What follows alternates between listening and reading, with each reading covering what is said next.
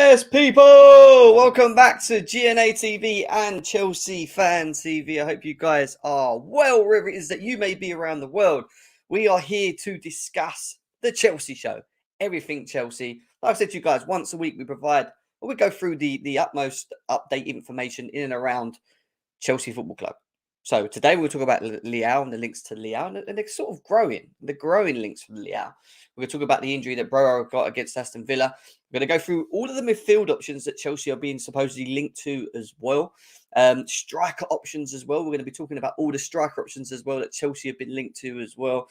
There's so much to go through today. Like, it's actually going to be a very good show. I'm looking forward to this, man. And I'm looking forward to the fact that Chelsea are going to be back in action very soon as well. Lots to discuss, lots to get into, but I need you to do one big thing at the moment, which is smash them likes. Let's get these likes up over 50 on both GNA TV and Chelsea Fan TV as quickly as possible. Lots and lots and lots to discuss on today. We was meant to have CFC Pies with us potentially. He did say he might be able to make it in. He hasn't come back to me as of yet, but he may pop in later. If not, we'll get him on the next show as well.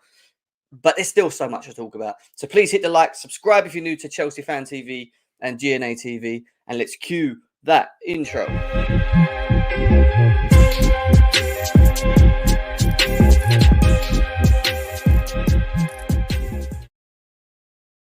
Yes, people, what are you saying? Welcome back to GNA TV and Chelsea Fan TV, and it feels good to be able to do another Chelsea show with you guys as always. The transfer window is round the corner. We are suffering from injuries, even though the Premier League hasn't even started yet, which means Chelsea are probably going to be busy in that January period. Will Todd Boehly go out into the market and start looking for the potentials of replacements for Broja, who have been obviously reported to be injured for a while? And we're going to discuss that very shortly as well.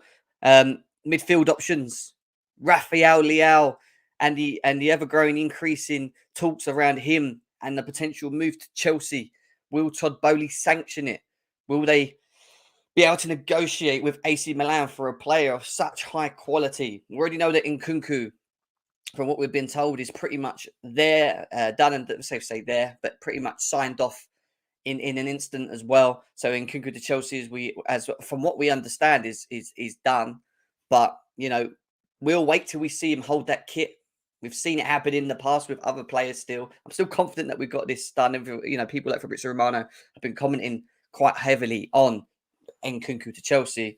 But yeah, lots to talk around today. Lots to just to like discuss, open it up to you guys as well. Get your thoughts and feelings in the chat in regards to certain topics. Over 75 of you guys are already. Big up to every single one of you guys that are currently in on the show. Sorry I haven't been able to do as many shows as I always like to do, but it's just been not much going on, obviously with the World Cup as well. But we will be going back to normal very soon. Very soon. I say very soon. I'm going away on the 23rd of December for 10 days. But when I get back, it'll be at the beginning of Jan, which is the beginning of the transfer window. And then we'll have some normality in the shows and normality into the transfer window as well. We have Ben Jacobs coming on. We'll bring on Pies as well. And we'll try and see if we can find out some break-ins, if there is any, across that period as well. Let's say hello to the chat as always. Big up to RD. He's talking about Pulisic. No surprise. He's saying he would thrive under Klopp. He was the reason why Pulisic got into Dortmund in the first team squad. I don't know where that's come from. I've not seen any recent links to Pulisic and Liverpool, so I don't know what's going on. Well, CFC Nathan, big up to you, man. Up the Chelsea. Nice to see you. CFC Jack's in the house as well. Big up to you, Steve. RFC, nice to see you. Tobago, bro. Nice to see you. Hope you're well. It's good to see you in the house. It's been a while since I've seen you in here. Charlie, big up to you, bro. You're really ill at the moment, yeah. Oh, Jesus, bro. Well, I hope you recover. Hope you get better. There's a lot of people suffering from illnesses at the moment. So, yeah, I hope you get well soon, mate. Chelsea Ultra, big up to you. Love the name Chelsea Ultra. That's a proper Chelsea name. Love it. Who else we got here? Leo, nice to see you, bro. Nice to see you, as always. Biggest supporter. Vic, my bro. Nice to see you in the house. Oh, Nomadic. She just made me laugh. She just sent me a message. She made me laugh. Splotter Tactics. Matty's moaning already about Graham Potter. He has no faith in Potter. He has no faith in Boehly. He doesn't think they're the right people to lead us on. I keep telling him to be patient. People in the chat, tell Matty to be patient. If you agree with him, then you agree with him. But if you disagree with him, then just tell him to be a bit patient. Big up to CFC Pez Lord. It is so sad with the Broja news, you know. It's just ridiculous, to be honest. It really is utterly ridiculous. It's that it's happened, to be honest. So unlucky in many terms as well. George on foot, nice to see you. Rashid, nice to see you. Ollie Joe, nice to see you. What striker do you think we will get? What is a good question? We are going to go through some of the options, and then I'm going to ask you guys as well. And you know, I'd like to get your thoughts and opinions on striker options for January, because this is the thing, right? We can't be looking at any main marquee strikers because we know that we've got Nkunku. We know Nkunku signed for the summer. However, without Broja, it only really leaves us with Aubameyang and Kai Havertz, the guy over there in the corner of his face smiling that Lewis don't like seeing, right over there. And I don't really want to see Kai Havertz play in a 9. I don't think most Chelsea fans want to see him playing in as a 9. But I think it's something we do need to look at. However, how much are we going to spend in that area? And what can we get? Because even if you want a Premier League proven player, like, for example, I like Ivan Toney, who I think would be great at Chelsea. He's going to cost you 50, 60 million. You look at someone like Mitrovic, for example, who's now banging in goals. Even if you try to entice a Mitrovic to Chelsea, not going to be cheap because he's their best player. So it's like, who are Chelsea going to go for? You know, who are Chelsea going to look at? Mokoko's another one. Vlahovic is another one. Vlahovic. I can never say his name properly. What else have we got? Makoko, Vlahovic. There's another one as well. I can't even think. But anyway, I've got the tabs open. We're going to go through it as we speak. Someone said Lukaku in the chat. Big up to Carefree Lewis. He says he's ill as well. God's sake, mate. What's going on with you lot? What is going on with everyone? Everyone's just ill. Dominic Carney, big up to you, bro. Nice to see you in the chat. Danny, big up to you, bro. Chelsea Ultra, big up to you. Yeah, Lewis says that scarf just made me violently ill. No, that scarf should make you feel better. Because when you support your players, yeah, like I keep saying to you, when you actually support the badge and you support the club and, you know, you support some of your players or your players overall in the club, you shouldn't be saying things like that. But you choose to say things like that. So that is on you, Mr. Carefree Lewis, you know. That is on you. Back your players, mate. Back all your players. Leao as a 9 would work too. I'm not too sure, but we are going to talk about Leao. Obviously, Leao is the main topic today, so we are going to get into that. We're going to open up the lines as well. Big up to CFC OG. Felix, that's it, a good one. I forgot about Felix as well, but to be honest, I didn't even put him up. I'd love Mitrovic, is what Tobogo's saying. All right, let's get into it. Let's start getting into the show. I'm going to obviously start with the news in and around Broja and his unfortunate injury.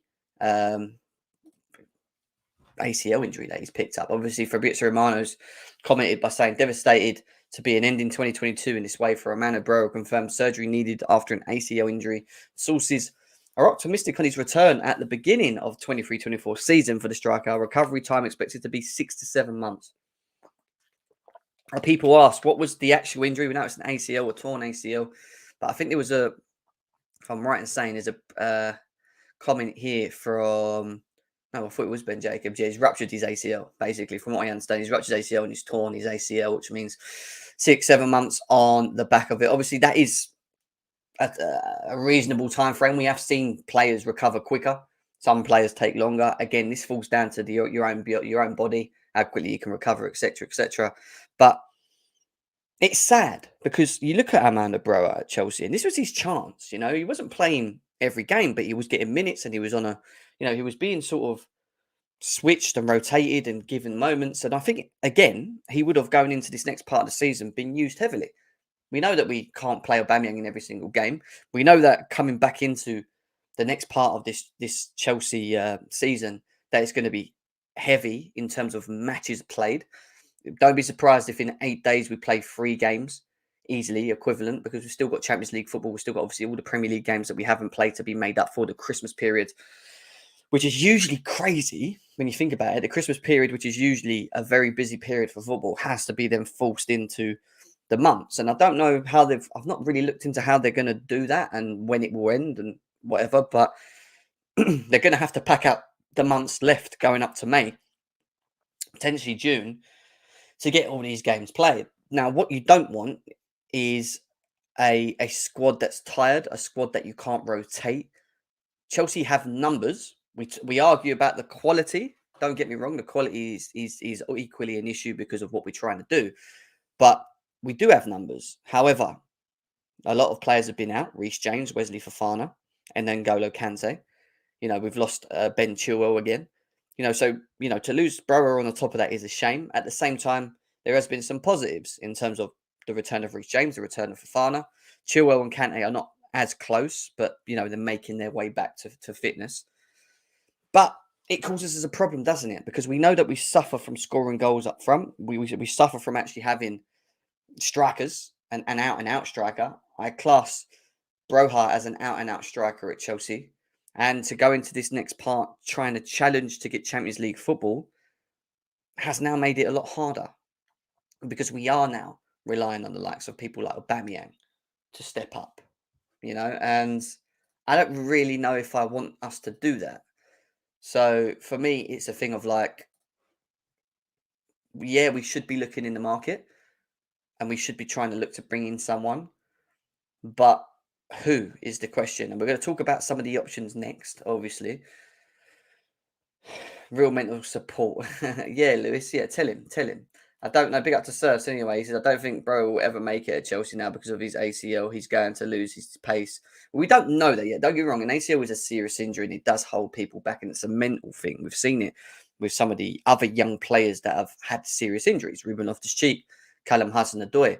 These are players that have suffered from that have suffered from real injuries, and it's a thing of how do they respond? He's on a long-term contract. He's been given an incentive in terms of where he needs to put himself in terms of maybe trying to get himself in the first team, becoming an important player, maybe even leading the line at this football club, something that we want to, we're hoping to see. Yeah, I agree with RD on that one. I do. I think he has got that way about him. Get me Makoko. Well, we're going to talk about the options now. That's the next bit. This is the same manager, by the way, who played a unfit Reece James. Wouldn't that all be surprised if Bro was suffering from a knock? No, you can't be suffering from a knock and then tear your ACL. If you tear your ACL, you tear your ACL. You don't have a semi-ACL, a semi-injury. Do you know what I mean? And then get played. They wouldn't have done that. So for me, this is just a fresh injury that's just happened on the pitch, and unfortunately, it's going to put him out for a while. So no Broja means what? Means Chelsea needs to maybe be busy in this window, a window where we thought we might get one player or two, midfielder or wing back. We're now being told that we could potentially be looking at strikers because we're been forced into a position to do so. We just can't seem to catch a break, can we? We generally can't seem to catch a break as a football club. It's absolutely crazy. It's absolutely crazy. And it goes on to say here again from Fabrizio Romano that Chelsea are prepared to sign a new striker in January. It was already one of the possibilities discussed in the last months, now becoming concrete after Amanda Broja's injury. Talks will take place to find the best opportunity on the market. Chelsea will be on it. Well, what does that mean specifically? The best opportunity in the market? Obviously, the best available person. Now, look, when it comes to January signings, and I have seen it in the past, we've signed some big name players on the odd occasion. It is very hard to get a top marquee signing to this football club in January, especially if their teams are in Champions League, especially if their teams are challenging for titles or having a good season. It's very hard to pull players out. Now, there are them odd players that are maybe not playing too well, that are suffering with form, that maybe just not enjoying the league that they're in. And there will be an option to do that. But for me to be able to sign a striker of quality, it's going to have to be on the player. And when I say that, I mean the player's going to want to have to push a move in January, which means that they won't hang around for the next part of the season at wherever they are because they're looking, basically they just see a dead end and they just want to move on. Now, obviously, opportunities in the market can come and arise from this. But at the same time, from our perspective, we have to be clever with this because what we don't want to do is, we know Christopher Nkunku's coming in summer. And he's kind of going to be the main guy who's going to be leading the line. And you can't really be forced to go and look for another sort of top marquee signings to come in just to cover you for a small period. I would like to have a top quality striker, a striker that we can rotate, that we benefit from in terms of when he plays the system, it just works, right? We want players that come into the system and work for Potter and work for Chelsea, and it happens. Not like the same shit as we had with Romelu Lukaku, where we bought him spent all that stupid money, brought him here, and he just shat on his club. Didn't really offer much. We don't need that. The profile was completely wrong. So the question is, will we find the right profile of player? Will we find the right budget for the player? Or are we going to spend stupid money just to bring in a second striker? I don't know. I hope not. But at the same time, you want someone of quality, you're going to have to spend a bit of money. Now, there are options out there. There are players that Chelsea are talking about. Or should we say, the journalists are talking about, not Chelsea. The journalists are talking about the moment. Now, of recent, we've already spoke about him, but another link to Chelsea has been this young lad, Makoko. Now, I haven't seen a load of him, but when you look at his stats and you watch bits of him, very good player. 77 games, 127 goals, 25 assists. Now, that is an outstanding record. And again, that's under 70s and under 19 stats that he's provided there. One of Europe's elite young talents. Now, the step from playing from that to the Premier League is obviously a massive step, and that will be saying that he'll be tested in. But is he ready, really ready to come in and be a second striker at Chelsea? On top of that, I found out from a very close friend of mine that to sign this young lad in the January window, it's going to cost you a good 30 to 40 plus million. And this is on the back of him actually coming to the end of his contract as well. So are Chelsea going to be willing to pay that kind of money now, which Dortmund will then benefit from, to then bring this boy across and give him the option to be a second striker at Chelsea and give him the chance there and then? And then obviously when Nkunku comes in, it could be him and Nkunku moving forward, and you'll probably have Aubameyang hanging around. If you notice, when it comes to Aubameyang, I don't really focus on him as our main striker because I don't see him really being here too long. I'll be honest with you. I don't really feel it with Aubameyang. But, he's got to be happy to do that. He's got to be happy to do that and be a second striker. And at his age, I think he will. And being given the opportunity to come to Chelsea, if Chelsea are interested in him and are granted to go for it, maybe it's a good option for the future. Equally, the issue then falls to what we have been doing in recent is that we seem to be buying a lot of young prospects, young players that we will not potentially look for now, maybe get chances in the first team, but players that you'll probably look at and go, well, do you know what? They could be something in the future. They are the future of Chelsea. And when you look at Carney, you look at Casadei, you look at this young lad, you look at the Zakarian, the Russian attacker that we were interested in. We was interested in the other lad that we didn't even get that's gone to Real Madrid as well. There's a lot. It's a lot of young talents, a lot of top young talents that we're interested in, but we're also spending ultimately the money to bring these young talents in. It's fine doing that, but at the same time, I still think it's very important that you have a blend of quality, experience, understanding, know-how in the team. It's not all about just bringing in all these young players that you will give an opportunity in the first team here and there, and then maybe in the future they break in, and potentially in the long haul, it saves Chelsea money. Because if we pull through Casadei, Amari Hutchison falls himself into the team. Lewis Hall becomes Chelsea's main left back. Makoko, we buy him, and then a couple of years later, or just say even in recent, he takes off. Carney becomes a really good midfielder, and he starts playing for Chelsea consistently. You end up saving a ton of money in the market for going after like the top European players just to try and keep us at the level that we need to be. Especially if these young talents can grow into that level as they get to their primes. So I get why Chelsea are trying to buy these young players. I get why we're looking at bringing all these young talents in. Maybe it's the long term. Maybe it's the fact that we don't want to always have to pull money out of the pocket. But it's also taking the risk because you don't know whether they're going to make it at Chelsea. How many young players have made it at this football club and been successful at this football club? Now, how many of them have been successful at this football club? And that's the real big question. And that's going to fall down to the recruitment policy. Obviously, we brought in a decent recruitment team. We're going to have to see what they're about. And it's going to fall down to the manager and opportunities that he's going to give to these guys. Now, going back to Makoko to Chelsea, if his contract runs out in the summer, why would Chelsea spend 30, 40 million in January to bring him in? We might be forced into doing that now. But ultimately, I think we're going to keep our options open in this instance, So Coco could be a chance for Chelsea. I'm just going through the chat. Vlahovic is another one that we're going to talk about in a second. bring Messi to Chelsea. Can you imagine? Can you imagine that? He's pressing very, very good, but not the shot creation and finishing is what Gary's saying. Makoko isn't going to solve a forward issue. He's still young, but he's not going to do that now, Nathan. I agree. However, would he not be a great second option? So rotation, a bit like we've done with Broja this season. You bring out Aubameyang because he's not going to play every game, and it's going to be a busy period. You give this boy a chance. Should we do that? That's the question. Big up to John Anderson as well. Nice to see you. Tobago says that is the plan. The biggest comparison I can find is Werner, but better finishing, of course, is what Caleb's saying on Coco. So there's one option in the January. Will Chelsea look to pay the money for Makoko? We'll have to wait and see on that one. The second one that I want to talk about is the one that Ben Jacobs actually brought out. I think it was yesterday. And just quickly before I do that, I just got to do something. 2 seconds.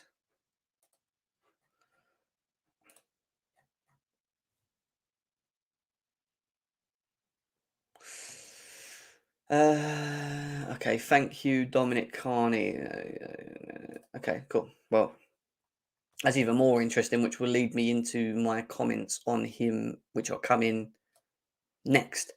Thank you for that. I think Makoko will resign. Best option for his growth at BV and moving 2 to 3 years. Yeah, potentially. But at the same time, he might think, do you know what, given an opportunity to go to Chelsea and play, play as a rotational player in the second team could be a great option for him as well. So, it's going to be interesting. Rather buy Mitrovic, yeah, but buying Mitrovic is going to cost, guys. This is not going to be a 20 million signing. This is their best player. One of their best players. They're going to want a good 30, 40 million from Mitrovic. It's the same as Ivan Toney. Ivan Toney is going to cost Chelsea 50 million. And this is what it gets to when it comes to, the other one, Felix, as well. I don't want him anyway. You think Felix is going to solve our problems as a striker? A second striker, which is what he is. He's not a main striker. How many second strikers are we forcing to play as main strikers at Chelsea and it hasn't worked? Do you think we would learn from this moment? Felix is just not the right profile player for me. He's not a bad player. Don't get me wrong. Just doesn't fit what we're trying to do. He needs to fit in a system that he benefits from. He can't just come in and, and lead, in my opinion. He's just not that player. I think Ivan Toney is the answer. But the thing with Ivan Toney, you spend 50 million on him, he has to start. That means Aubameyang becomes second fiddle. That means Aubameyang is your second striker for me. Aubameyang shouldn't be our first striker if you spend 40, 50 million on Ivan Toney. And this is my point. Are Chelsea going to spend 40, 50 million on top quality strikers? Because if they're going to do that, these strikers are going to start, in my opinion. And then what? You've got Nkunku coming in the summer. Great competition. Don't get me wrong. I'm not going to complain about it. I love that. I love to have competition in the club. Something we need at Chelsea. Something that's ultimately led to our success in the past is having competition across the pitch. We want competition. We have to have competition in this squad. But spending 50 million there, 60 million on Nkunku, that's 100 odd million. 110 odd million plus on 2 strikers in your team. And that's without sorting your midfield out. That's potentially not in the talks of maybe getting another centre-back if Silva doesn't stay. Wing-back options. We've been told we're going to go into a back 4. Maybe we don't have to worry about the wing-back options, but we still need backup for Reece James. There's a lot, is what I'm saying. Broja kind of eliminated Chelsea having to spend serious money on a second striker because he was as. And he is coming back in the summer. But what are we going to do? We're in a sticky period. For me, we're in a sticky situation at the moment. We're really in a sticky situation. Tony has 246 betting issues, never going to have. Big up to Declared in the house. Nice to see you, Declared, as always. So the next one that's being linked to Chelsea is Vlahovic. And obviously, Ben Jacobs said that told there is a very real possibility that Dusan Vlahovic will leave Juventus in 2023. A January exit is not being ruled out by those close to him. Several top European clubs are in touch with his agent, including Chelsea, although nothing particularly advanced at this point. So this at this point is just, is he going to leave? Is he not? How much? Again, how much is Vlahovic going to be in the market? How much is he going to cost? That's what I really need to know. How much is Vlahovic going to be in the market? Let's have a quick look. I want to have a look at his stats as well, because stats for current season. Let's go. All right. So we'll let's bring you to this. Let's take you to this quickly. So this is Vlahovic on transfer market, right? We're gonna look at we're gonna look at his market value in a second, right? This season he's played 15 games overall. 10 in Serie A, 5 in the Champions League. He scored 1 goal in the Champions League. He scored 6 in the Serie A, assisting 1 on both as well. He's played around 800 minutes of football, so over 1,200 minutes of football played. 6 goals in 10 games is not a bad average. It's more than 50% in terms of scoring per game. Champions League, not as good. Only 1 goal in 5 games, but then again, it doesn't actually explain whether he started or if he's come off the bench or whatever, so we don't know. Obviously, we can see from here. You look at him at the season before. You look at him at 21-22 and what he did there over a full season. And arguably he had one of his best ever seasons. 36 games, 24 goals, 5 assists. 29 goals in total with 6 assists, only 4 goals in there. And again, only 1 Champions League goal as well, obviously. You could probably argue because of the team he was playing for at that point. But still, good numbers. So he's shown it in a full season that he can hit 20 plus odd goals. He started this season not as bad, should we say. And then again, he scored another 21 goals in 2021. So in 2 seasons, he scored over 20 goals. This season, he's played 10 games and scored 6 goals. Maybe not hit. He may hit the 20 mark if he has a better second season, but potentially he has it in him to do it. We can see it from his stats that he has been banging in goals. In terms of his market value, what do we say here? So they seem to think that if you're going to sign Dusan Vlahovic at a market value at the moment, you're looking at around 80 million. He was 70 million. I don't know why he's gone up since he's gone to Juventus. He's not really played well for Juventus, but they're saying around at the moment from November the 11th, 2022, and he is only at the age of 22. I didn't even know he was that young as well. He's only going to cost you 80 million euros, which equivalates to about 70 odd million sterling. Only, yeah? Only. So how much are they going to sell Vlahovic to Chelsea for? Big up to Mitchy Boy in the house, man. Nice to see you, bro. Matthew, nice to see you as well. Over 150 of you guys here. Big up to every single one of you guys that are here. But make sure, smash the likes, guys. Come on, get them likes up. I know we haven't got enough. Please subscribe as well. Please subscribe to GNA TV and Chelsea Fan TV as well. Big up to every single one of you guys. I'm not saying he's bad, but he just doesn't seem like a Chelsea player, does he? Well, when you watch Vlahovic, one thing I would say that I think would work with Chelsea is that he's a bit of a bulldozer. He can link up play, he can hold play, he can finish. He's not the quickest, but he has a bit of pace. And he scores goals.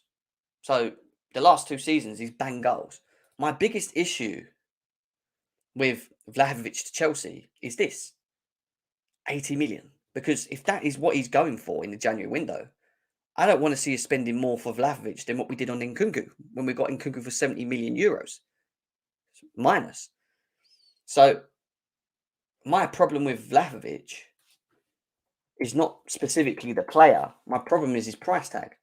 And what does that really mean when we go out spending? What does that mean when we actually spending that kind of money?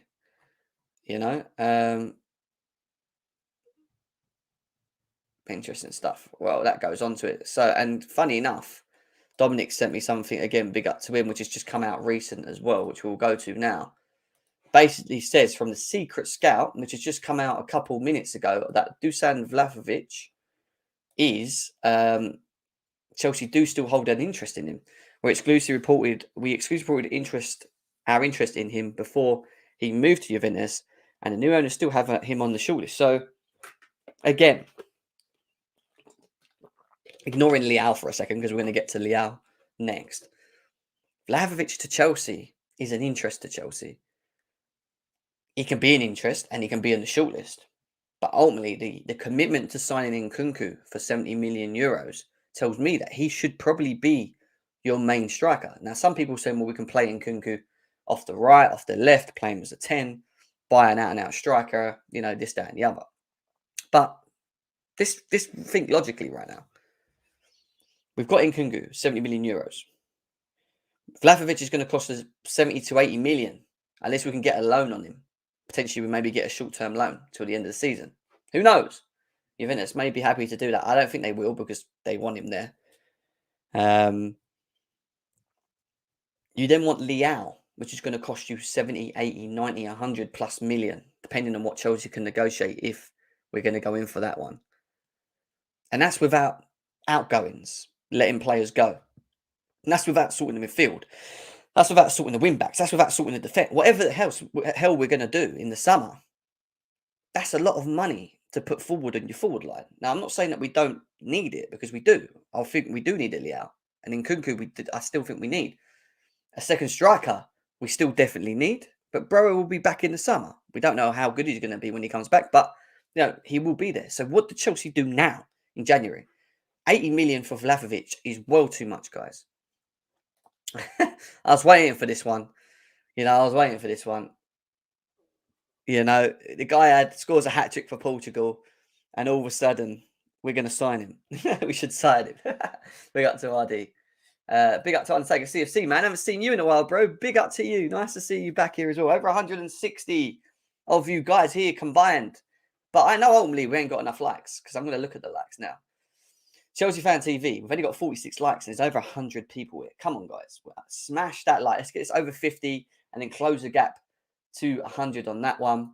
And I know on GNA TV, we ain't got enough there as well. There's over, 60 people there. Big up to every single one of you guys that are here as well.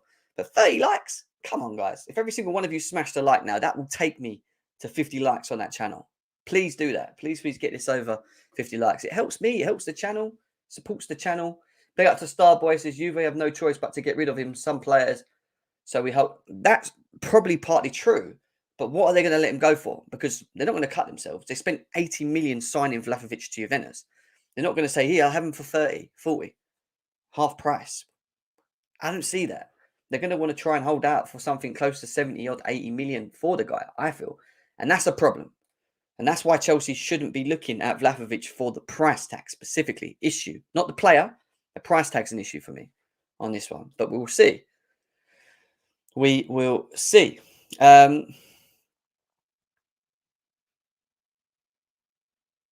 Another bit of it in news for you, recent news, is again from the score on this one. Friar Simon Phillips.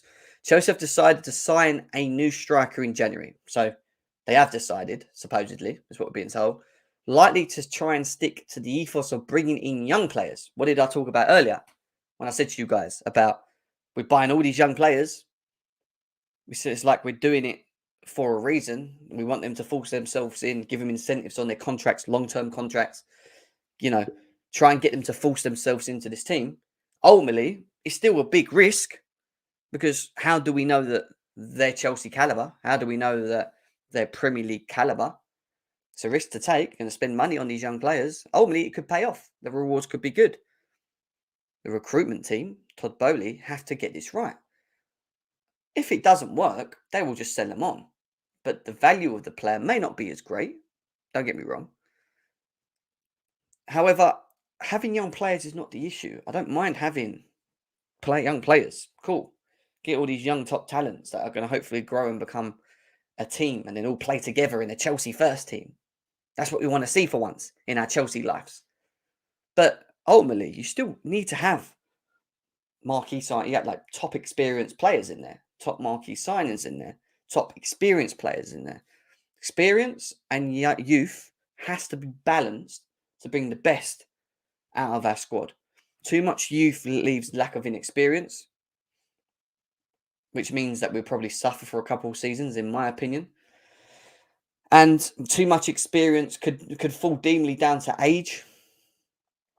To age as they get older, being slower, maybe not as sharp, not in their primes anymore.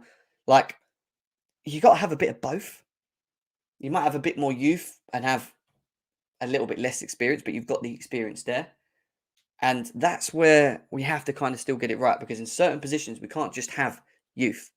The midfield, I think we need to look at top players.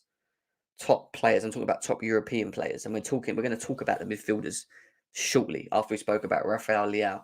So it goes on to say Chelsea are sensing a January opportunity for Leao. Though he is largely a winger, many believe he can play as a number 9 and merging into it. Really? Really? Really? I don't know if can I even open this? Let's have a quick look. All right, fine, I can open this. Let's go into it. Let's quickly read the article from Simon Phillips. Over 180 of you guys here. This is a brand new article, just come out 40 minutes ago via Simon Phillips in regards to replacing Broja. So let's read what he has to say here. He says, the name came in yesterday that we had all feared. Sorry, the news that came in yesterday that we all feared and expected. Amanda Broja has done his ACL and will be out for the rest of the season. Fabrizio Romano says Broja is aiming to be back for the beginning of next season. We already know this. Either way, Chelsea have decided to replace Broja with a new striker in January and will actively pursue the right one. They will not panic. They will not panic buy, and they will not rush into the first name they look at. And as always, will be names on the shortlist and many names being considered. Chelsea and no club will ever just actively pursue one target for any one position. They need options for obvious reasons. Well, it's like everything, isn't it? You don't go into a market just looking at one player.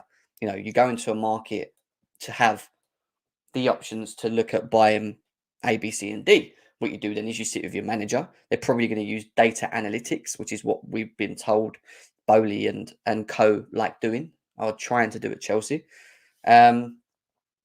And then they'll make a decision on who they're going to go for. Might narrow down to 2. They probably won't just narrow it to 1 because they don't know if they're going to get the one. You know, you need to have options. I'm told that the club are likely to try and stick to their ethos of bringing in largely young players to move forward in a new era and for the future of the club. Now, what did I just say to you guys earlier on in the show before we even got to this? This has just come out 40 minutes ago. I've not even read this. You know, I was just going on the assumptions of what I think we're doing. And again, just prove me right where we're going with this. We're bringing in a lot of young players. Worries me a little bit, slightly. Because having young players, top prospects is cool. But the balance of experience and top marquees is equally as important. The balance of having both in a team is important. Some of these players ain't even ready to start playing. And that's why they're playing like people like Casadei in the reserves. You know, Carney's given his opportunity, but in a busy sort of area, when you look at where he plays in the position for Chelsea. Broja was given the opportunity before he got his ACL torn. Mari Hutchinson, who fat Chelsea fans are screaming to get in the team, had his opportunity and took it quite well against Aston Villa. Will he get given a chance? Lewis Hall's been good, as he always is. You're bringing in more. I don't know if we're doing it from a revenue standpoint, because I think they're trying to just go, right, bring in all these young players, give them long-term contracts, give them an incentive to want to get into this team, and then they get rewards. So maybe it could be bonuses, it could be whatever. It's an incentive. An incentive meaning you hit your targets. This is what we'll give you. This is what I think they're going to do with all these young players. And that's not a problem. I like that. It's a good way of doing things, especially with these young prospects. It forces them into taking it seriously, into trying to force themselves into the team. But where does it leave Chelsea as a team? And do we have to be more patient in terms of what to expect, our own expectations of this football club? Because our expectation has always been to challenge, close the gap to Man City. We're nowhere near that. We've said that on previous shows before.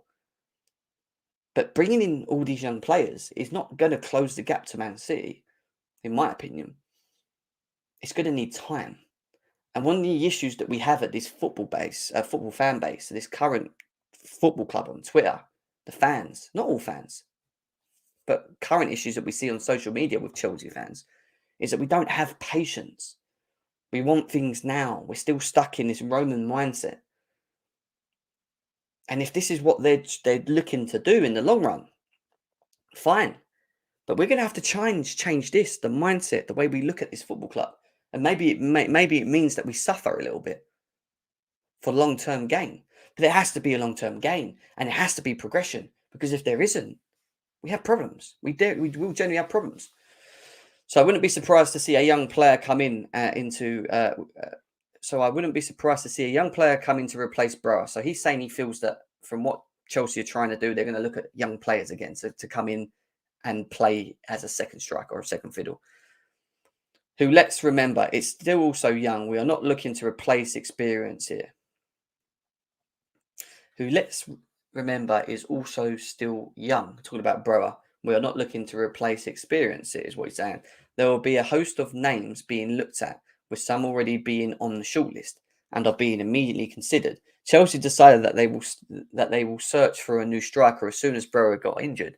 They were proactive and wise and knew that they would be a striker down.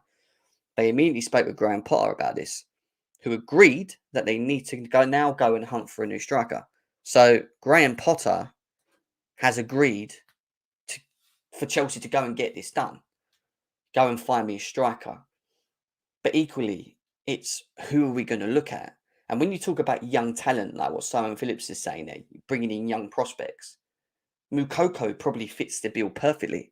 You wouldn't look at a Vlahovic, who's going to cost you 80 million euros. He's young, still ultimately quite experienced in terms of where he's been and who he's playing. But Mukoko's young. He's a young player. He's talented. Probably be happy to play second fiddle at Chelsea.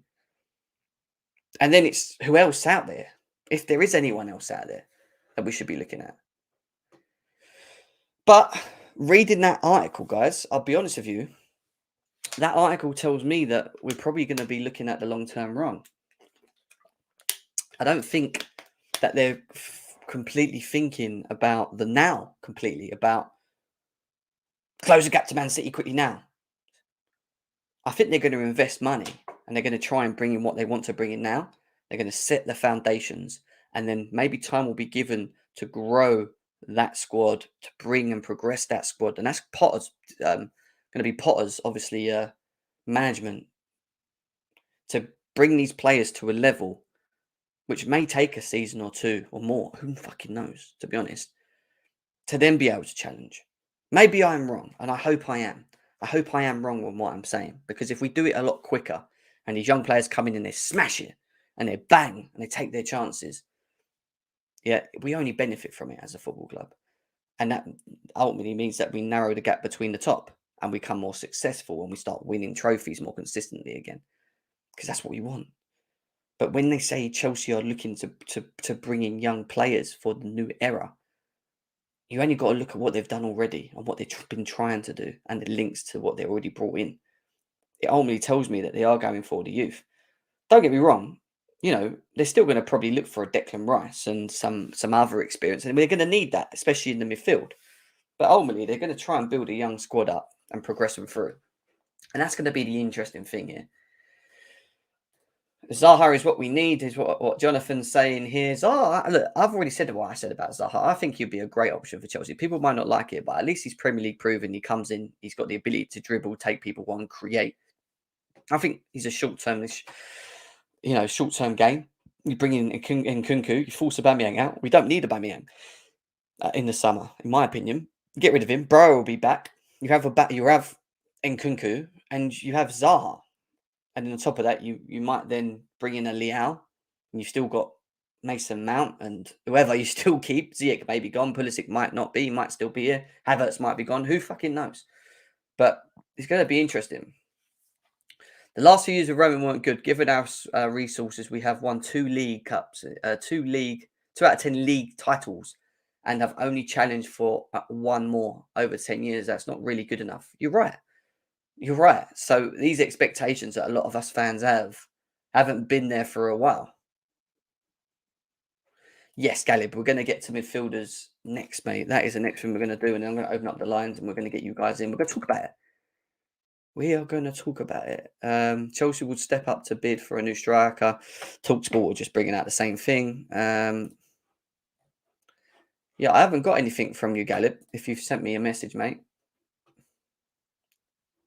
I haven't got no DMs from you, mate. You said you've DM'd me. I can't see anything. Hey, you guys. 200 people nearly here. Big up to every single one of you guys that are in. We are having an in-depth talk about the Chelsea striker saga going into January window. What they're going to do. They're going to spend the dough. They're not going to spend the dough. They're going to consistently stick to buying young players, bringing through young players, giving them the opportunity in the first team. If they do, maybe we have to be more patient. Maybe these young players just fly in the Premier League. Maybe it just takes off.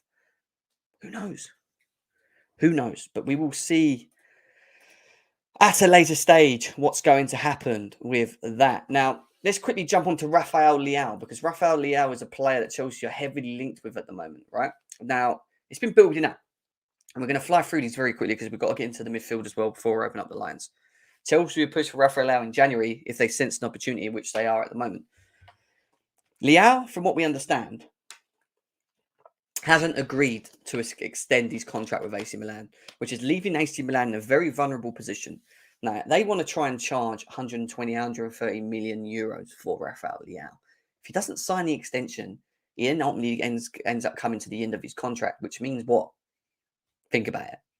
So maybe it's an easier way for him to get out of the club, which is why he's not extending the contract. And maybe he does want that move. And Chelsea, I think, are heavily in touch. And when you look at what he's been doing recently with the comments to Reece James and the love, the back and forwards comments to each other, following Chelsea, I think he followed Chelsea Twitter or something like that, and then unfollowed it as well. We'll go through it. Leao, at this stage, he doesn't want to extend beyond 2024. Not confident with the offer. Chelsea, City, Real in CFC held talks about him in Qatar. Milan refused Chelsea's offer, 70 million euros. They want 150 million euros, the amount of the release clause. Well, your release clause becomes non-existent if he doesn't decide to extend the contract and then he just waits it out. Then what? Then you're going to be forced to scrap in whatever you can get for this player. And he might be leaving him in a shit position. Let's be serious. Just to get out the door. Ultimately, if he signs the extension, Chelsea will still have to negotiate. And ultimately, the release clause will still be there. Potentially. So maybe he's trying to make it easier for people to come and get him. Now, was January an option for Rafael Leao to Chelsea? I'm not too sure is the answer to that. I don't think so. I don't think AC Milan would even think twice for letting him leave in January, in my opinion. What do I think of him? I think he's a top player. He's a player that we need. Another player that we need. Another piece of the puzzle at this football club. And I keep saying piece of the puzzle because there's many other pieces of the puzzle that we still need to sort out. I'm just not too sure about the January. It goes on to say here that we had 60 million refused. Milan still want 128 million, which is his release clause. Leao doesn't want to extend beyond 2024, is what Pies has said there. What else have we got? Chelsea are leading the way in the pursuit of Rafael Leao, and no other club can come close to challenging them. With his contract situation going unresolved and fans increasingly anxious, his future appears to lie away from Italy because he's not agreeing to extend his contract. He also goes on to say that Maldini and Massara have had hoped to have an agreement in place with Leao before the World Cup to fend off Chelsea, but now AC Milan supporters are fearful of an exit. Common sense. They haven't been able to get it done. Rafael Leao and his representatives have rejected the first offer, as we already know, with long-term as Chelsea keeping a very close eye. I mean, that was a great goal, by the way. He scored there. What else have we got? And this is the interesting one, which is going to lead me to the next article, which we're going to go to. Graham Potter, and this is today's update, yeah? Graham Potter is reportedly in love with Rafael Leao, and he will make an effort to persuade Chelsea's hierarchy to put in a bid to sign the 85 million player. Now, will Chelsea do this? This is another option. I'm just trying to give you options in your heads. I don't think it's going to happen till summer, but maybe this could happen. Bro is injured. Leao hasn't signed the contract. He opens talks with Chelsea in January. Chelsea laid down some serious money in January to bring him across. Utilizes him in the system, probably as probably as an extra forward, rather than buying another striker. But ultimately, you've got him here. I don't think ultimately it could still work with Aubameyang and Sterling. Don't get me wrong, but it doesn't still solve the issue with the striker unless your intentions are to play him forward, which is what we've heard. The potentials of him being used as a number 9. I don't want to see him being used as a number 9. He's a dribbler. He's a creator. He can score goals from the wing. Kind of what Mbappe's doing at France, where he runs off the wing and cuts inside. I like that. That's the position they should be at. That's where they're the most dangerous. Leao playing as a striker, I think, limits the ability to be able to dribble, to take players on. I don't want him to be the focal point. I don't want him to be a number 9. Unless you're willing to switch a system, Graham Potter, and which means that you're going to just go commit to sticking to a system that you want to play, i.e. the back 4, which I don't think we're equipped for, but could potentially see happening. Could he bring in Rafael Leao in January? Could they bring Rafael Leao in January? Spend the money, commit to him. He commits to us. Get an agreement with AC Milan, forces himself out the door. Could that happen? And then we don't sign a striker because we just wait for Broja in the summer, and Kunku's going to be here as well in the summer as well. There's your 2 strikers. Could we do that and just bring in Leao as more ammunition in the forward line without the Broja and switch the system? Potentially. Could. Maybe. I don't know. But it's definitely one food for thought for me, That article that the article that Simon Phillips had brought up in regards to Graham Potter's love for Leao is here, and it goes on to say that when you are a footballer, pause this. When you are a footballer player, when you are a footballer player, and you are being described as the potential heir to Ronaldo, then you know you are about to become mega. Ronaldo is one of the best ever players to play the game, and will be considered. We know all this. So to be named as the heir for the Portuguese national team is the best possible compliment you can get as a footballer. That is what has happened with AC Milan's Rafael Leao in an article written by an Italian reporter for the Daily Mail this week. No, he goes, not only does he say that Leao is being looked at as Ronaldo here for Portugal, he also says that he can become a player like Thierry Henry, which is another major compliment. Further to this, reports claim that Graham Potter is in love with Leao and will make an effort to persuade the club hierarchy to put a bid to sign the £85 million striker. Oh, they're saying he's 85 million there. We're going to do, guys. What are Chelsea Football Club going to do with Rafael Leao? That's the real big question. I want him. I'm pretty sure everyone in the chat, over 200 of you guys here, I'm pretty sure you guys want Rafael Leao as well. Big up to AJ in the house. Hit the likes. Over 200 of you here. 200 people in the chat. Nice to see you all here. But I know we ain't got enough likes. So if you haven't hit the like button, let's get this to 100, guys. If you haven't hit the fun, please do so. Please do so. And we'll go from there. So my question to you guys is this. Leao in the summer or Leao in January? What do you think Chelsea are going to do? He hasn't signed that contract. He's not extended. Will he commit to coming to Chelsea in January? What do we think? Yes or no? Isn't Leao transfer value earned around 80 to 100 million anyway?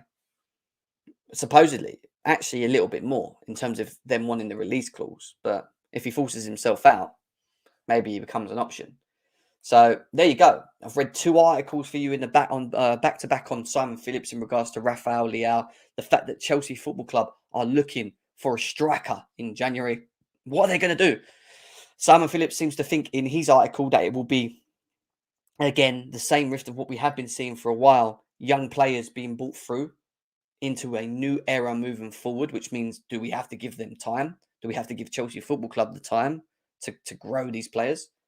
These are the things that we are we're going to have to wait and see. And this January window is going to be really fun, and I'm going to be covering it. We're going to get Ben Jacobs on here. We're going to get Pies on here. We're going to try and, we're going to get people on, and we're going to talk about it. So I'm looking forward to it, man. Leao until we have a midfield signing is what we've got here. Rafael is a summer signing realistically. Leao, Vlahovic, Sterling, and Kunkel behind that front three. Yeah, this is so much money. You already said this, Dominic. Vlahovic, 80 million, signed from Juventus. They're going to want near enough the same. Leao's going to cost us nearly 100 million. And then Kunku cost us 60, 70 million. I don't know, mate.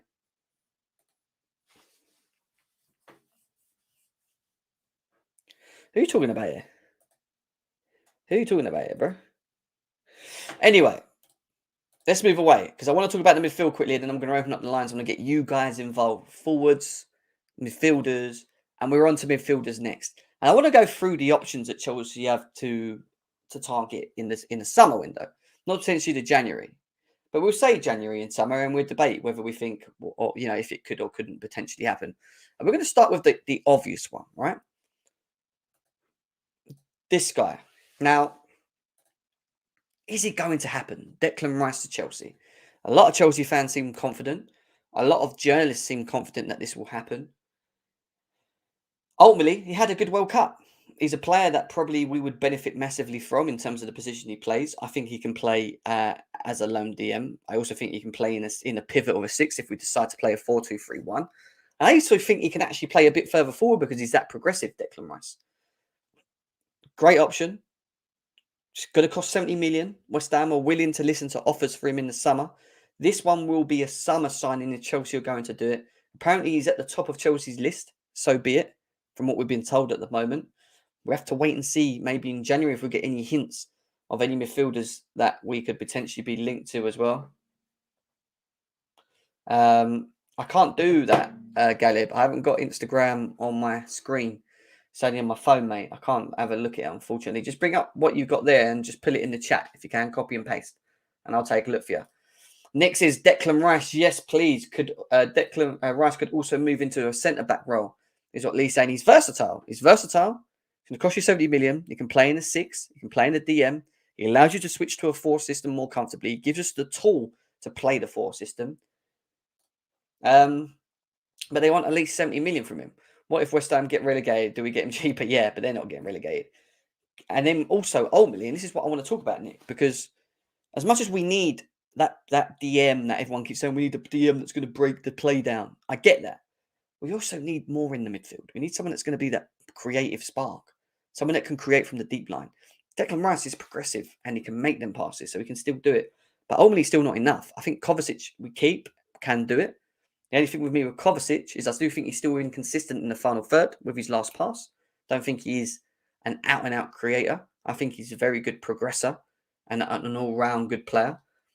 But I'm not 100% sure if it's just Kovacic and Rice will do it. I think we need more. And we're going to look at other options and we're going to discuss that. Don't know if anyone watches Declan Rice versus France and still thinks, nah, I don't see it. Don't know anyone watches Declan Rice versus France and still thinks, nah, I don't see it. Oh, you're saying he's played well then, the medic. Okay, fairs. I agree with this. And this is what we're going to get to now. Rice will be the quickest impact because he's familiar and can pass decent. He looks forward. He does. And in terms of transitions, would move forward quicker with Declan Rice in the team. However, he's still not enough. I keep telling people this. Just getting one player is not enough. And again, what system are we going to play? How are we going to utilize Declan Rice in the team? 4-3-3, 4-2-3-1. What are we going to do? Ultimately, it's going to cost us 70 million. He's a good option. He's probably up on top of Chelsea's list when it comes to midfielders. But there is more. And we're going to talk about some of the other options. Yes or no. Now, this guy, apparently Chelsea are very fond of and very interested of. What can this guy bring to the team? Well, we see it in the World Cup again. He's a workhorse. He's your typical number 8. He's progressive. He can move the ball forward. Still very young. I think he's a very good player. I'll be honest with you. I just don't think he's coming to Chelsea. I think he would prioritise Liverpool. I even think he'd prioritise Real Madrid over us. We have the money. I just don't think we're in as close as we was, unless we're not going to get a Declan Rice and we just get him in and we go for someone a bit lower as a DM, potentially. I like Bellingham. I think he's a very good player. And ultimately, again, he's a player that we kind of do need. Box to box, creates, drives from deep, attacks the spaces. Very good in that. Yeah, I think he'll go.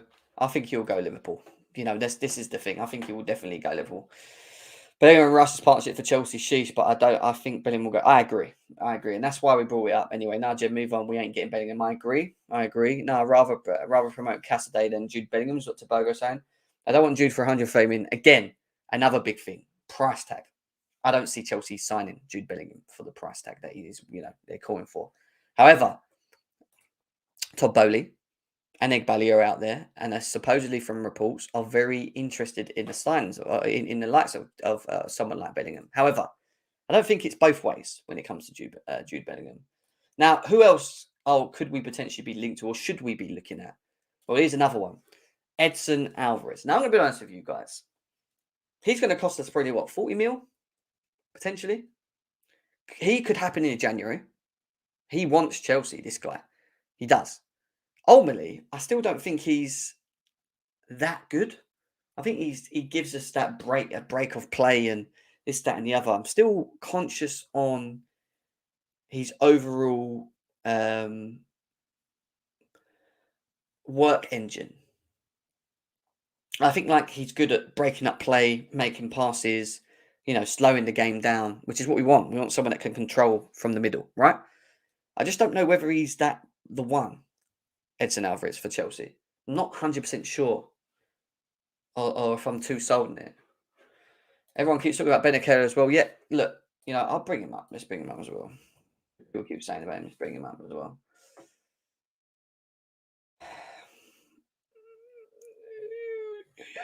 Yeah, but what are your thoughts on Edson Alvarez, guys? Again, he's going to be more on the cheaper side. Don't get me wrong. I just don't feel 100% sold on him, though. And I'll probably go with Nomadic. He's just not my first choice. I don't think he's the one that comes into Chelsea and we completely change. I think he solves it a little bit, solves what we need, but I don't think he's enough. I think we probably need another one on top of another one. While we're talking about new signings, my idol, my MM, big up to Guy M in the house. Nice to see you. So yeah, he could happen in January. He could happen in the summer. He wants Chelsea. Depends what Ajax want for him. Will Chelsea go down that route of getting him signed? But I'm not too sure. I'm not too sure with the Premier League. I don't know whether he's quick enough, if he's sharp enough, if he's it's intense, the Premier League, man. That's the only thing that worries me with him. Let's bring him up. Benacer. Ismail Benacer is another player that's being linked to Chelsea. And again, would AC Milan look to let him go? Look, I haven't watched enough of him, not going to lie. So I can't talk too much on this one. I've heard that his stats and his tallies are good. His heat map, obviously, he controls the game, moves the ball pretty well.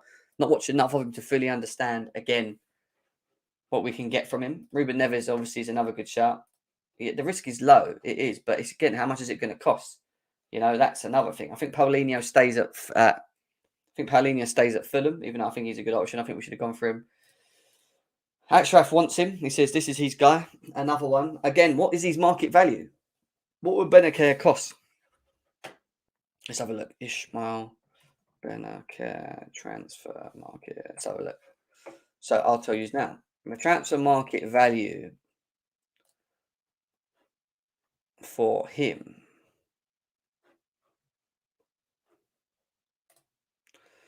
is 40 mil. 40 mil is what AC Milan. Well, he's 24. He's still young. 40 mil. Again, a good option. Maybe not the only option. Again, a bit like Edson Alvarez, I think he's going to cost the same. And it'll be an interesting one to see. Anguissa, Amrabat, he's been good. Amrabat's been very good, actually. I like him. Again, with Amrabat, I'm just not sure about the physicality side of it. But, however, he breaks up play very well. He's quick and he deals with it well. Another one that would be linked at quite heavily is Lavia. Now, this boy is good. Very good. Be linked with him as well. He's an interesting one for me because I do rate him. I think he's a good player. Again, ultimately, he's still very young. Obviously, 18 years old. That wouldn't surprise me if Chelsea do this. However, again, I don't think he's enough on his own. Now, if you're going to look to sign a player like him, obviously he came from City, gone to Southampton. It's going to cost you around 25 to 30 million at an 18-year-old. I don't think that's too bad.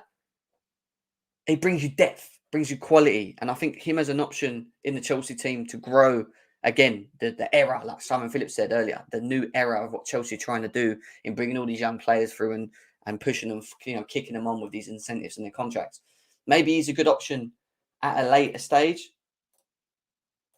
And he's Premier League proven. He plays Premier League. So, again, another good option for Chelsea is him. Could we get it done in January? Potentially. But again, I think maybe a summer for Latvia would be more interesting. Again, options. We have options, guys. Now, I see a lot of people crying out for Casado. Now, he is on my list to talk about. Another player who is balling out of Brighton. Now, my only issue with him is he's a good player. There's nothing wrong with the player himself. It's going to be market value, and it's going to be trying to buy another player off Brighton. Seems like we're just taking all of Brighton's players. You know what I mean? It's a weird one for me because, again, his market value. Let's have a look at his market value. His market value is probably in and around. Where's it gone? There we go. At 38 to 40 mil. You could go for Latvia at 25, or you can get yourself a Casado for 38, and Edson Alvarez for around 40 million. Declan Rice is going to be 70. We spoke about Jude Bellingham, who's going to be a lot higher than all of them. I don't see that happening. Casado, a good option. Are Brighton going to let him go? He's playing very well. I'm not too sure. Again, that's the other thing. We're hearing Jorginho and Kante want to extend their contracts, and Chelsea are willing to do that. Why? No, we shouldn't be doing that. Let one of them go at least. I can't have both of them extending their contracts. We need to improve that area for me. So, again, I need to see that midfield sorted in the summer. See, you have a buyback clause on Latvia, apparently. So, that's interesting. Maybe they will do that if that's the case. He has been very good. Well, you say that, but the transfer market, I was just looking at the market value for him. I mean, Casado's probably played himself into 80 million. They'll probably charge out. I don't think they will. I think it'll be around 40 to 50 mil, in my opinion, for him. But yeah, that's another one. And then it comes to my favourite. My favourite. This is my out and out favourite guy. This guy has been running it for me. He is, I'm telling you now, I'm going to say this. Whoever signs Enzo Fernandez, and I don't even know if Chelsea even linked to him. I don't think we are. I think Liverpool have been, and Real Madrid and whatever. This guy is the ultimate, like for me, in terms of physicality, the progressiveness, the ability to understand the role, the ability to be able to shoot outside the box. This guy is a baller. This guy is a baller. And I'm telling you, there's something in this boy that once he gets that next big step, that next big move to a big club, I think he's going to take off. I'd love him to be at Chelsea. Ultimately, again, I don't think he's just him you sign. I think you'd still need to sign someone else, and you probably have to do it on the lower end because he's going to cost you a good over 100 million or 80 to 90 million. I can't remember what it was for Enzo Fernandez. But Enzo Fernandez is a top player, man. He really is. I mean, what he's doing at the World Cup as well, and being played in a deeper role. We've seen him being played in an 8 role, very effective, can do it. Great, the pass, the progressiveness, the always looking forward. He's so good with the ball at his feet. The ability to shoot outside the box on target consistently. He is a baller. I'm telling you. It's a shame because his release clause is 120 million. I know, Waldo. I know. But my preference would be this boy. I want him because I think him plus, another individual as a DM and Kovacic as your midfield, and maybe you keep one of Jorginho or Kante, would really give you so much strength in the midfield. And I mean, he's a big lad. He's a big physical lad. No, I don't believe that. I think that's a load of bollocks, to be honest. I don't know where that came from. He's a big physical lad, and I rate him, man. It's a shame because they want him at Chelsea, and I know we're not going to do it. But anyway, we move. Now, look, I'm going to put a link in the chat because I did promise you guys to come in for the next half an hour. So guys have got half an hour to come in and have your say. So here you go. Get involved. I'd rather see us go for Enzo than fight for Bellingham. 100%. GB. I'll big up to you, man. Enzo Fernandez is the answer for Chelsea, along with others, because I don't think it's just him we need. And this is why I keep saying with the Chelsea midfield, whoever we sign is still not enough. We need at least 2 midfielders. I don't want to just have Jorginho and Kante extending their contracts. It's not enough. We don't even know what N'Golo Kante is going to come back from injury. Is he going to still have the same issues? Jorginho Should be starting all the games that he starts, in my opinion. Give him the option to be a sub. Rotation. Yeah, rotation's cool. Done. Links in the chat. Anyone wants to get involved, click the link and let's go. Enzo, Declan, Kante. Don't do this to me. Can you imagine this? Enzo, Declan, Kovacic. 4-3-3. Or you do a 4-2-3-1, right? Do you know what? You're getting me excited now. Look, I'm going to do one. This is my... Do you know what? Before people come in. This... I'm going to bring it up now. This is my ultimate Chelsea dream team. Here we go. You're going to disagree with me. Some of you might agree with me. But this is what I think we need to do, right? I think we need to play a 4-2-3-1, but not like that. Fucking hate. That is the most awful 4-2-3-1 I've ever seen. So, anyway, just imagine that these two midfielders are in the middle, guys, yeah? I don't know why it's done that. Why does it do that? That's it. All right, imagine it's something like that, but the 3 is a 3 in the line, yeah? Like in front of them, not like this. 4-2-3-1, all right? In goal... I don't know. Kepa is probably going to be in goal, right? For now. I still think we need to... By the way, we've not even spoke about it yet. We need a goalie. We need a goalie. Because Mendy at the moment, I don't know what's happened to him. And it's just frustrating. I thought he was the man. Kepa is not number one for me. We need a goalie. But we'll get to that another day. Reece James. This is my 11. Reece James. Cucurella. Koulibaly.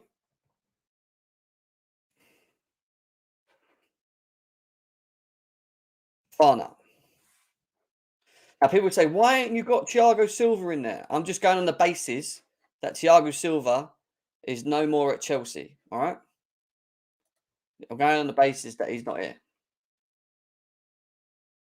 I'm here, bruv. I am here. You missed my show as well. Nomadic, I'll bring you in a second. Just stay back there. I'm just doing something, all right?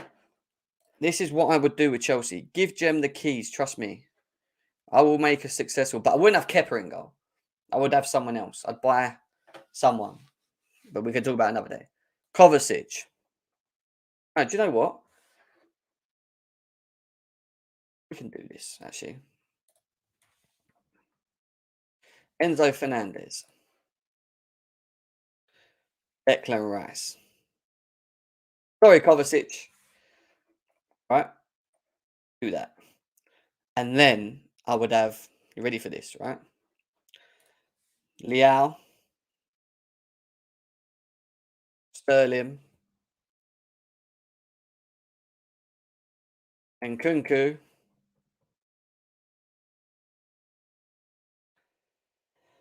And then I would probably throw in... Oh, this is the hard bit, isn't it? I'm going to do this to piss people off. Havertz! Kai Havertz is the best on earth. The silky German is all that we need. He won Chelsea, the champion. Oh, God, that'll make people laugh. Listen, even if we didn't have Kai Havertz, you could put... I don't know. I mean, Mount... This is the thing, isn't it? Mount's got to kind of get in that team still, but I still think I think Mount would work with that anyway. That would ball still. So Mount, Havertz, whatever you want in the 10 role. 4-2-3-1. 4-2-3-1. No Kepa. I would replace Kepa, like I said. But ultimately, that is what I would do. Give me the keys. I'm telling you. And then even if you don't get both of these, right? Say we didn't get Declan Rice. Let's just say it didn't happen. I'll just throw Kovacic in, bro. Abula. Enzo and Kovacic. What you saying? And if we don't get Enzo Fernandez, yeah, then I'll put Declan Rice in there. So, baller, bruv. Let's go. Frankie de Jong's a good shout as well. Nomadic. Oh, you're gone. She's gone. Right amount of friendship would be. Listen, 4-2-3-1 is what that's what I want to see in the long term. I want to see in the long term. Guys, the link's in the chat. Where are you? Come and get involved. Come and get involved if you want to have your say as well. Chilwell over Cucurella. It's just with Ben Chilwell. He's not really been playing, has he? You know, like it's just not worked, you know? I don't know. Amadik, what are you saying? Can you hear me now? Yeah, I can hear you. What are you saying? Perfect. You want us to give you the keys to the kingdom? Yeah, man. I think I should be giving the keys to the kingdom, innit? I don't trust your buys. Listen, I would win us everything. I'd be the manager. I'd be the sporting director. I'd do everything. And you'll be the scout? I'd do. Listen, I wouldn't need scouts. I could just do it myself. I'd do it all myself. Don't need a team, bruv. I have a question. I know you haven't gone through it during the stream, but there have been a lot of good goalkeeping performances all through the World Cup. Are you still keen on Diogo Costa as your number one? Okay. Is that the one for what's his name? Portugal. Portugal. Yeah. I don't really think he's that good. To be honest with you. The World Cup exposed him, you think? I actually prefer the Croatian goalie, Lukovic. Yeah, I thought he was better. How old is he? I don't know. Good question. Let's have a look. Why? What? I mean, tell me, what goalies are there? I don't know. Because whether we like it or not, I don't think we can go into the next season with either Kepa or Mendy as our number one.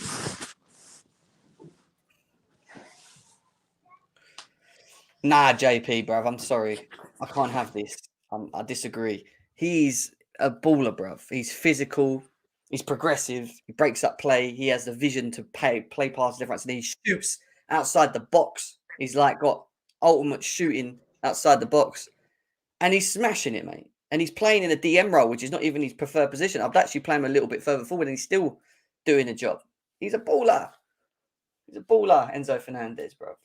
He is a baller. Gonda from Japan. The Moroccan goalie is good. What's his name? What's his name? The guy got Bonnie, whatever his name is. Can't remember his name. Bono, that's it. But he's 31. How old is he? 31, I think. Yes, 31. Likovic is 27, apparently. I mean, what would you do, Tobago? In terms of goalkeepers at the moment? Yeah. Yeah, sorry, I'm just replying to this comment. Yeah. Okay, to be honest, remember we need a goalkeeper that already knows how to play with his feet. So I don't see Bono doing that. It's awful, even that Croatia goalkeeper. So at the moment, I'm not sure because I like the Costa guy, but he made an error that made Portugal lose that game. Even though Portugal didn't do their job scoring goals, but he made one mistake and then he killed them. So overall, now at the moment, I'm not sure in terms of goalkeepers. So you still don't know who will be your number one? To be honest, let me just check. That's the thing. I like Sanchez, but again, if I'm going to talk about Brighton player, we will say why are we linked to Brighton players?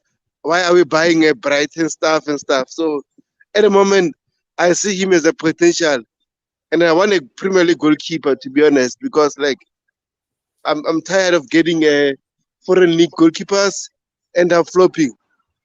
Yeah, but what I will say, if you're saying you want a Premier League goalkeeper, I'm sorry I cut you off, Jam, but then you are really, that pool of choice is really going to be really, really small. Yeah. Because now you'll be talking about how many goalkeepers are there. You're definitely not going to get any of your fellow top 6, probably top 10 goalkeepers. you're not going to get the bottom 3, bottom 4 goalkeepers. So who do you have left? Not having Martinez. He ain't number one, mate. Look, I think what you got to be careful with the World Cup is that it can be very deceiving. And I know a lot of players can have very good World Cups and then they disappear. Like the Mexican goalie, every 4 years he's just really good, and then you don't hear about him ever again. You know, but you got to look at someone like Respect Ochoa, Jam. Respect Ochoa. I mean, yeah, but then look at James Rodriguez, for example, right? James Rodriguez, yeah. He had a great World Cup for Colombia, yeah, and he ultimately got all his moves and whatever, and he was okay, but he was never like this amazing player, was he? Ever? He had a really good 2 seasons at Real Madrid, and then all these coaches just started doing away with like original number 10s, you know, and then probably his position just got phased out. I understand what you mean, and I know like the World Cup can deceive, because even before now, not a lot of people. Let's give an example. We're talking about Amrabat, you know, and now he's probably put himself in a very good shop window, and I don't know if he's gonna perform for someone else the way he's performing for Morocco. Yeah. Actually, I will take Amrabat because I've seen him playing for Fiorentina. He's been good there, and then I've been wondering like why top teams are not looking at him. So it seems like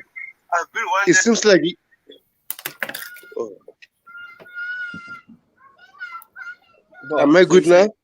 Yeah, go on. Like it seems like Liverpool are about to snatch him because he's been heavily linked with Liverpool at the moment. So I don't know what our scouts are doing, but again, we need to move on from there. Let's hope under the new regime we'll scout good players going forward. Yeah, I hear that. I mean, what are you saying, AJ? How you doing?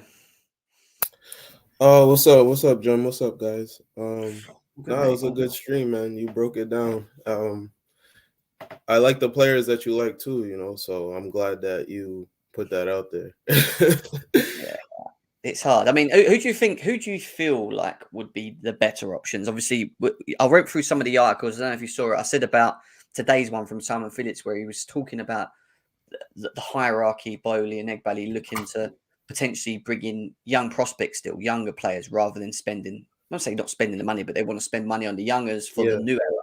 I mean, does that slightly worry you, or do you think we will start looking at some of like the top marquees in certain positions as well?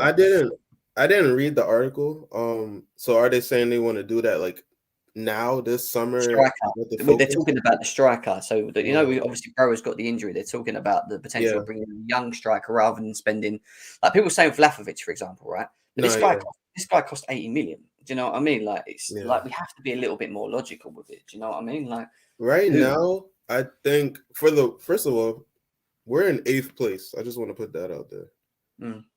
So now we lost Broja. Aubameyang hasn't really hit the ground running like that. You know, it hasn't been the worst.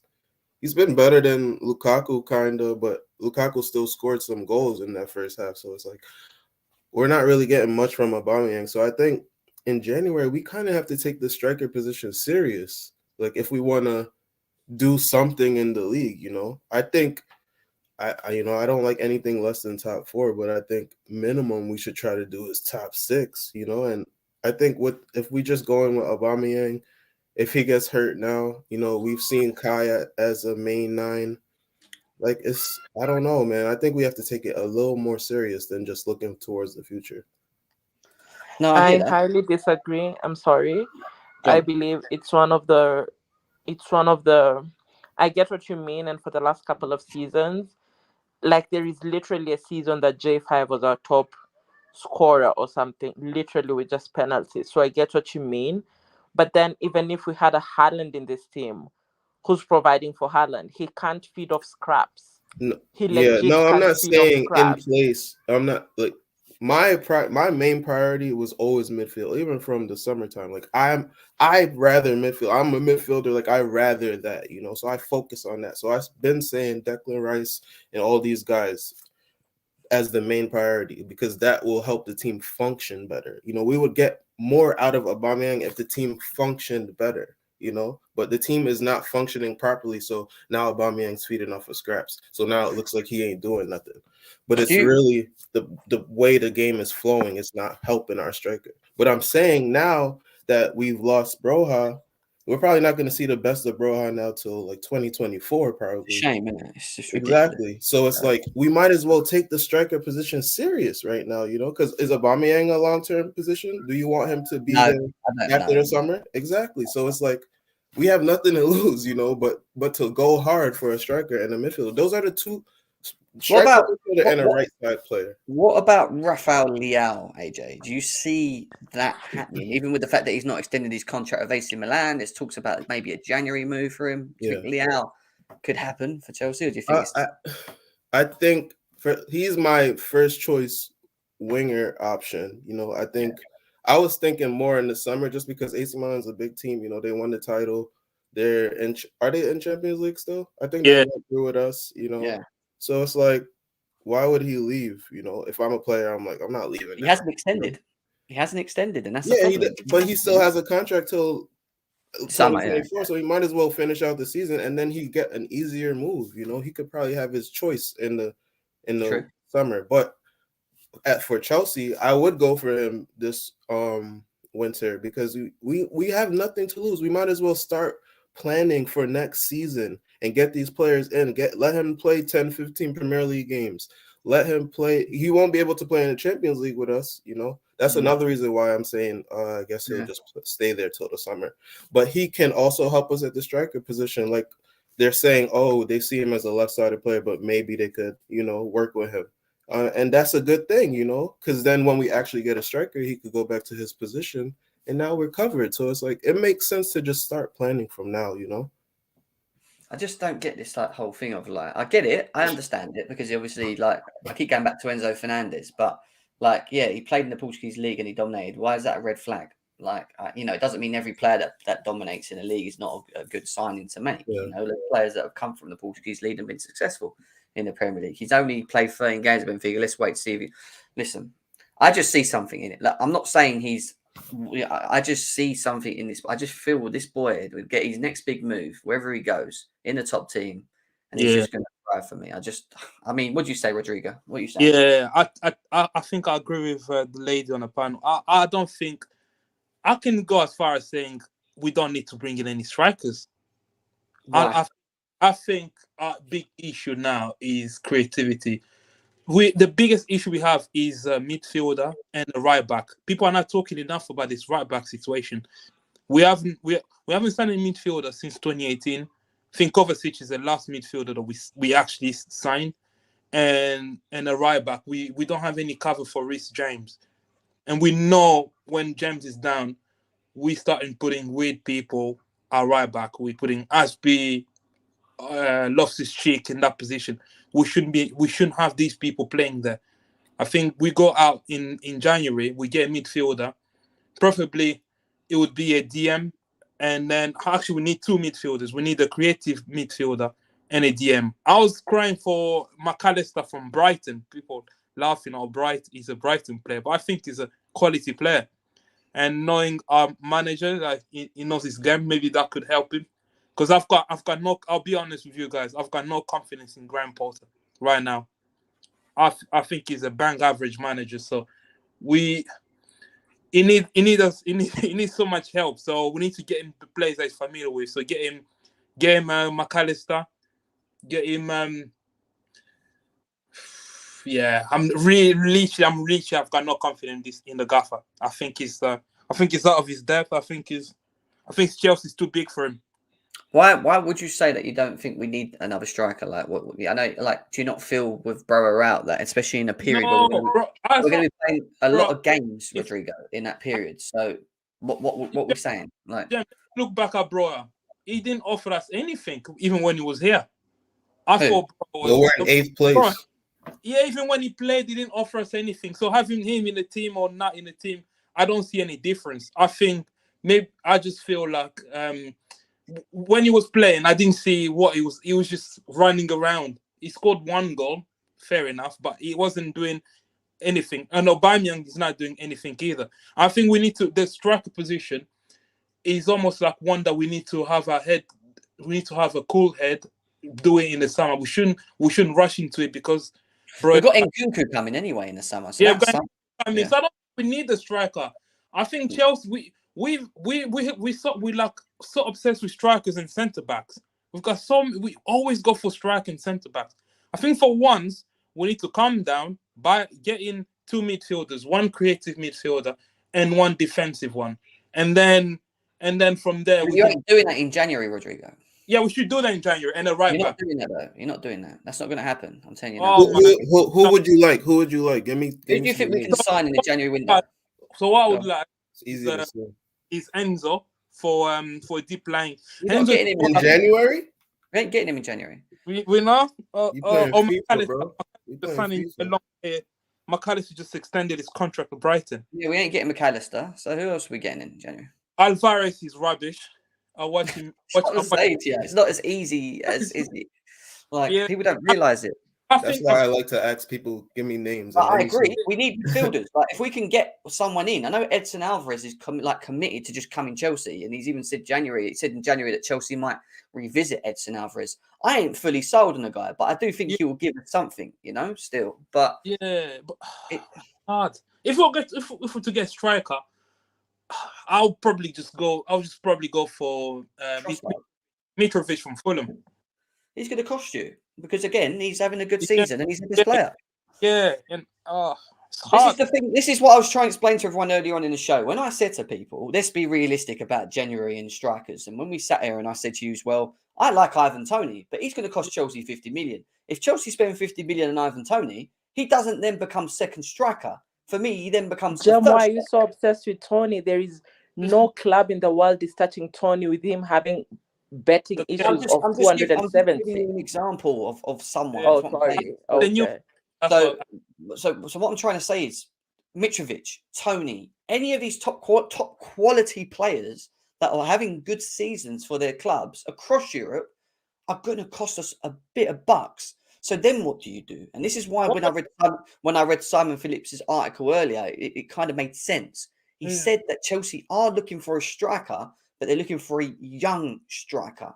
Even then, they don't want to spend that kind of money because they've got Nkunku coming in the window, in the summer window. Who's going to no young strikers out there, Jem. Well, Moukoko is one of them. He's there's no young strikers that we know of. I'm sorry I cut you off. Yeah. There is a reason why scouts are being paid for. There is a reason Brighton, I'm just giving an example. I'm not saying that's what we do. There is a reason they're going to South America, all these other countries, and they're getting gems. And then they're coming, once they're in the Premier League, they sell them for 3, 4, 5 times the amount they paid for. There is a reason we have scouts. Not necessarily all names should be all the people we've heard of. I get what everyone says about Chelsea and everything, but then even the way some of the people are talking and just say, go get Trossard, go get McAllister, go get Sanchez, the Brighton goalkeeper. I feel like that's just lazy scouting. That's just lazy scouting just because we got a Brighton manager, then we should go and pick off all their team. It's just lazy. And we've been doing that since Emenalo left. We've just been lazy at scouting. There is a time we were getting gems from Belgium and all this golden generation. Chelsea had like half of them. There's only one gem. Remember that. Like he said, there's only one. But that's how I feel. I don't know if I'm just waffling, but right. I feel it's really, really lazy. Do you think they were watching this World Cup, like looking for players? Or... Yeah, why are they out there? They're trying to scout everything. Players better. Endo, the Japanese midfielder. I thought it was Tidy DM, but I would not be shocked if we went for some random players. We've not even heard across the World Cup. I want to know who Potter like. Like who does Potter like? He doesn't know a striker he likes. Who's a midfielder he likes? Who's a defender that he likes?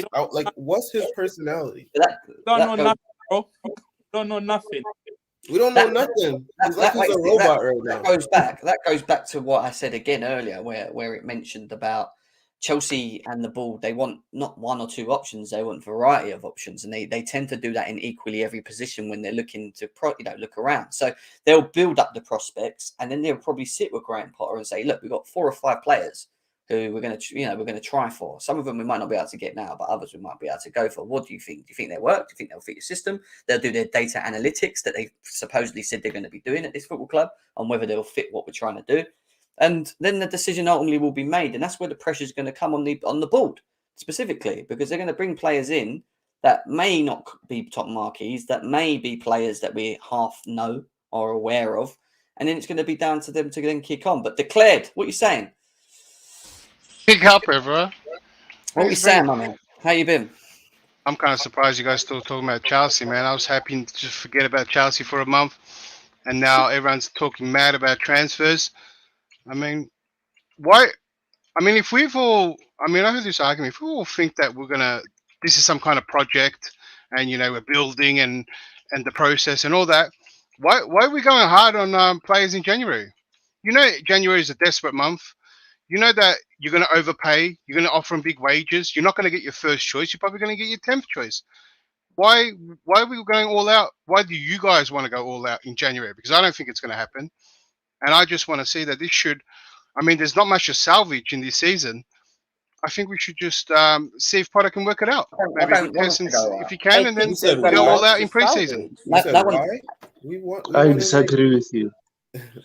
I think there's a lot to salvage because one, we're still 8th. If you look at the table, if you win 2-3 games, you are back in the top 4. And another thing, a lot of those players, that's if the other teams all lose 2-3 games. That's fine. No one is going to go on I know the mood is bad here, but also let's not be weird and be also realistic. And the thing is, all these good players or our first option players that we think we can get in the summer, if we're not in that top 4, one, how many do you think are going to come for us? Exactly. And 2, how do you not think that will make us pay even more top dollar for them to come to a Europa League team in the summer?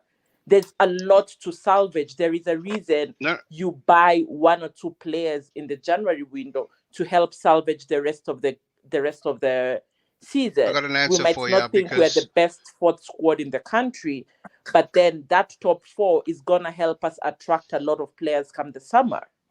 Yeah, yes. and you said that. So this team is good enough to get top 4, yeah, because they've done it how many seasons now, right?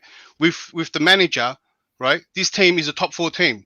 So salvaging top 4 is capable with the team we have. We actually bought a lot, right? So it's actually an improved team compared to the ones quite a few seasons ago. So we've hit top 4.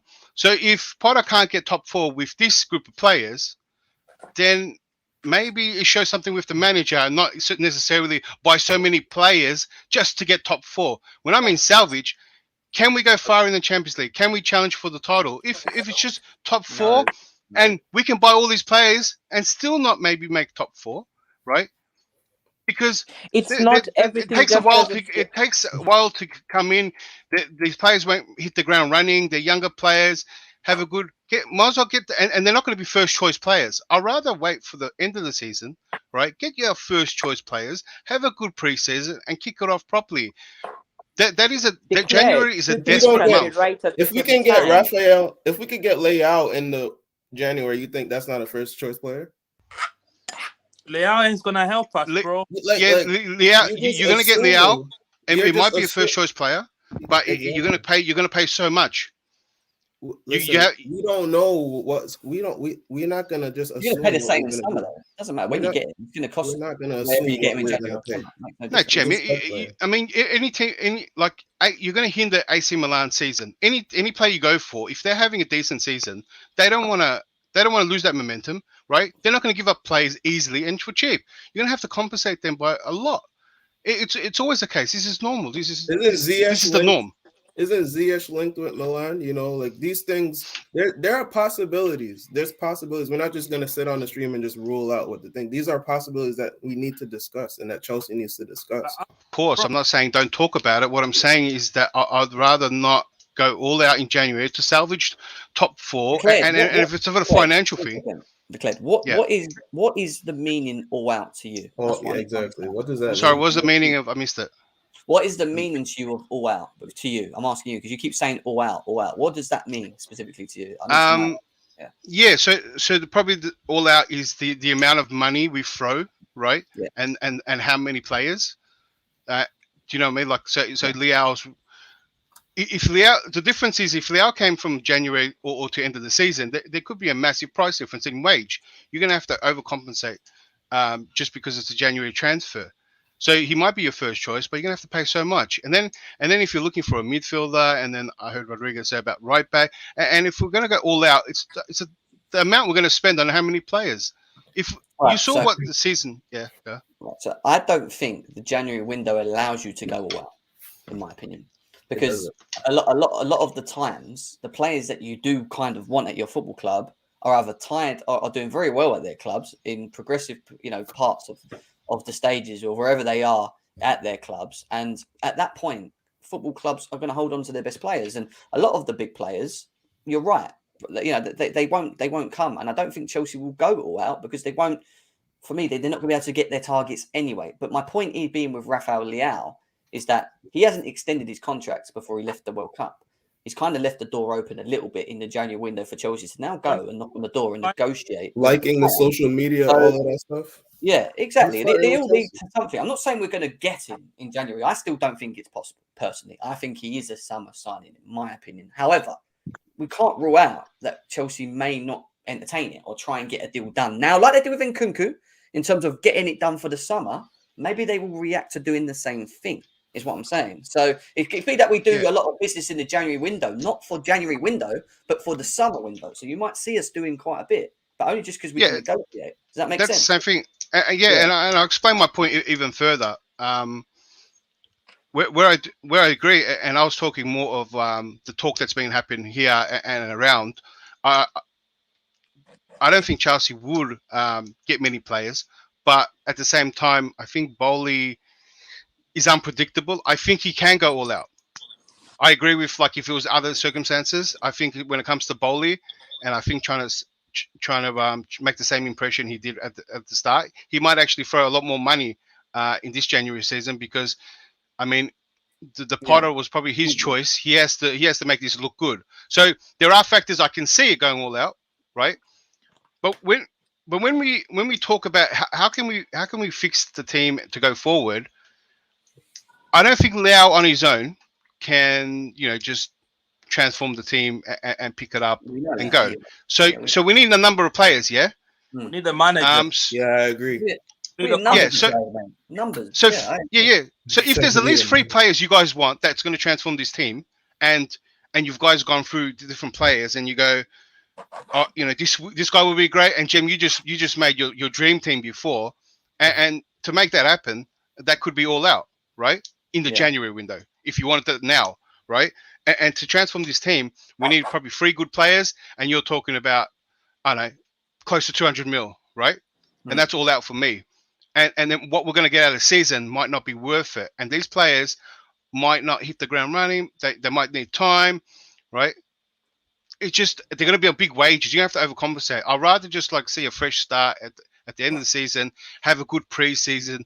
And even if we're not in the Champions League, I hope we'll be able to Euro. Just have one season without Europe, and just watch the team flow, nice rested, less injuries, and build from there. And I think we can. Yeah, but do you not think we're going to go all out in the summer anyway? So even if we don't do it in the that's what I'm saying, Jim. I'd rather see that than January. Does that make sense? I agree with some of the players that you guys analysed. I just rather see it done in. But declared the season. My point was, if I'm not saying, and I'm not speaking for everyone, but I don't think the 5-6 of us who are speaking here are saying that we are probably going to spend 100-200 million in the January window. I don't think that's what we're saying. I think my point is the market is not always linear.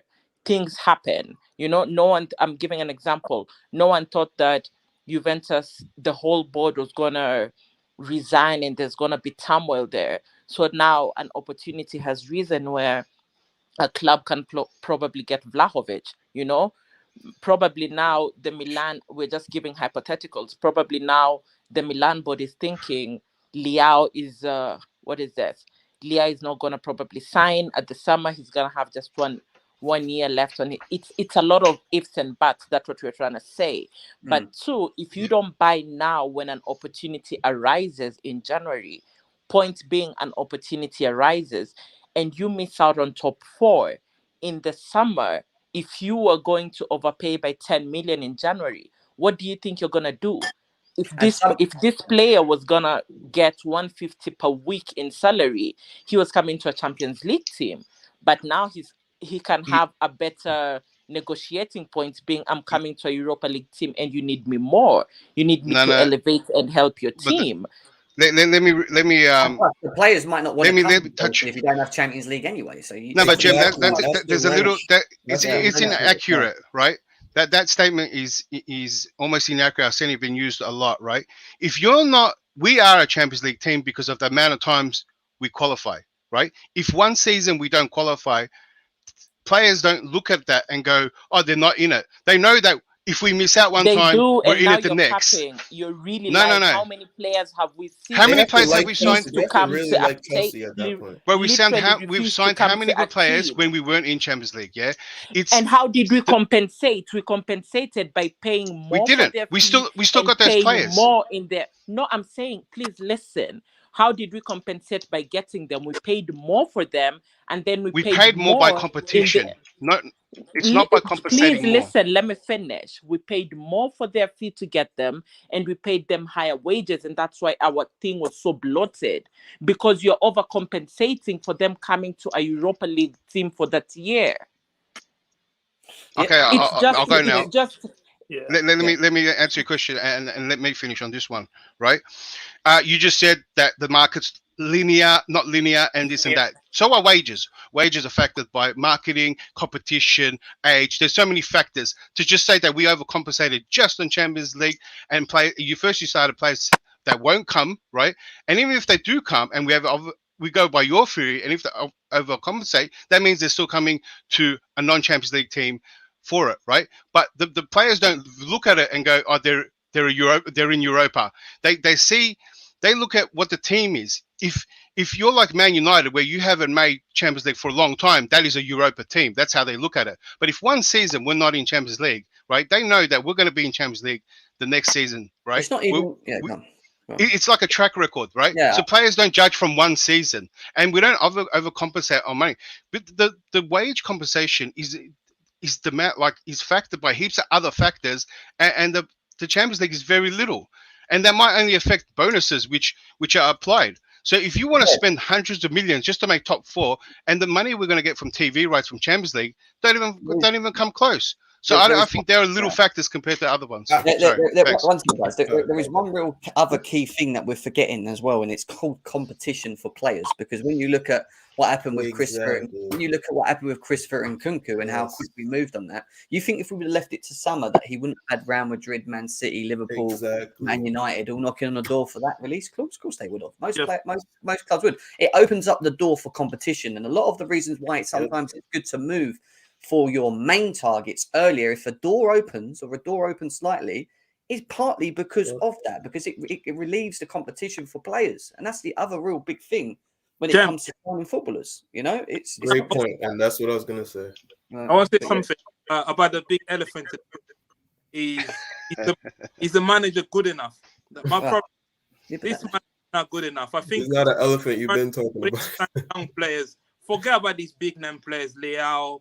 All these big names that we're talking about, he's not going to handle them in the dressing room.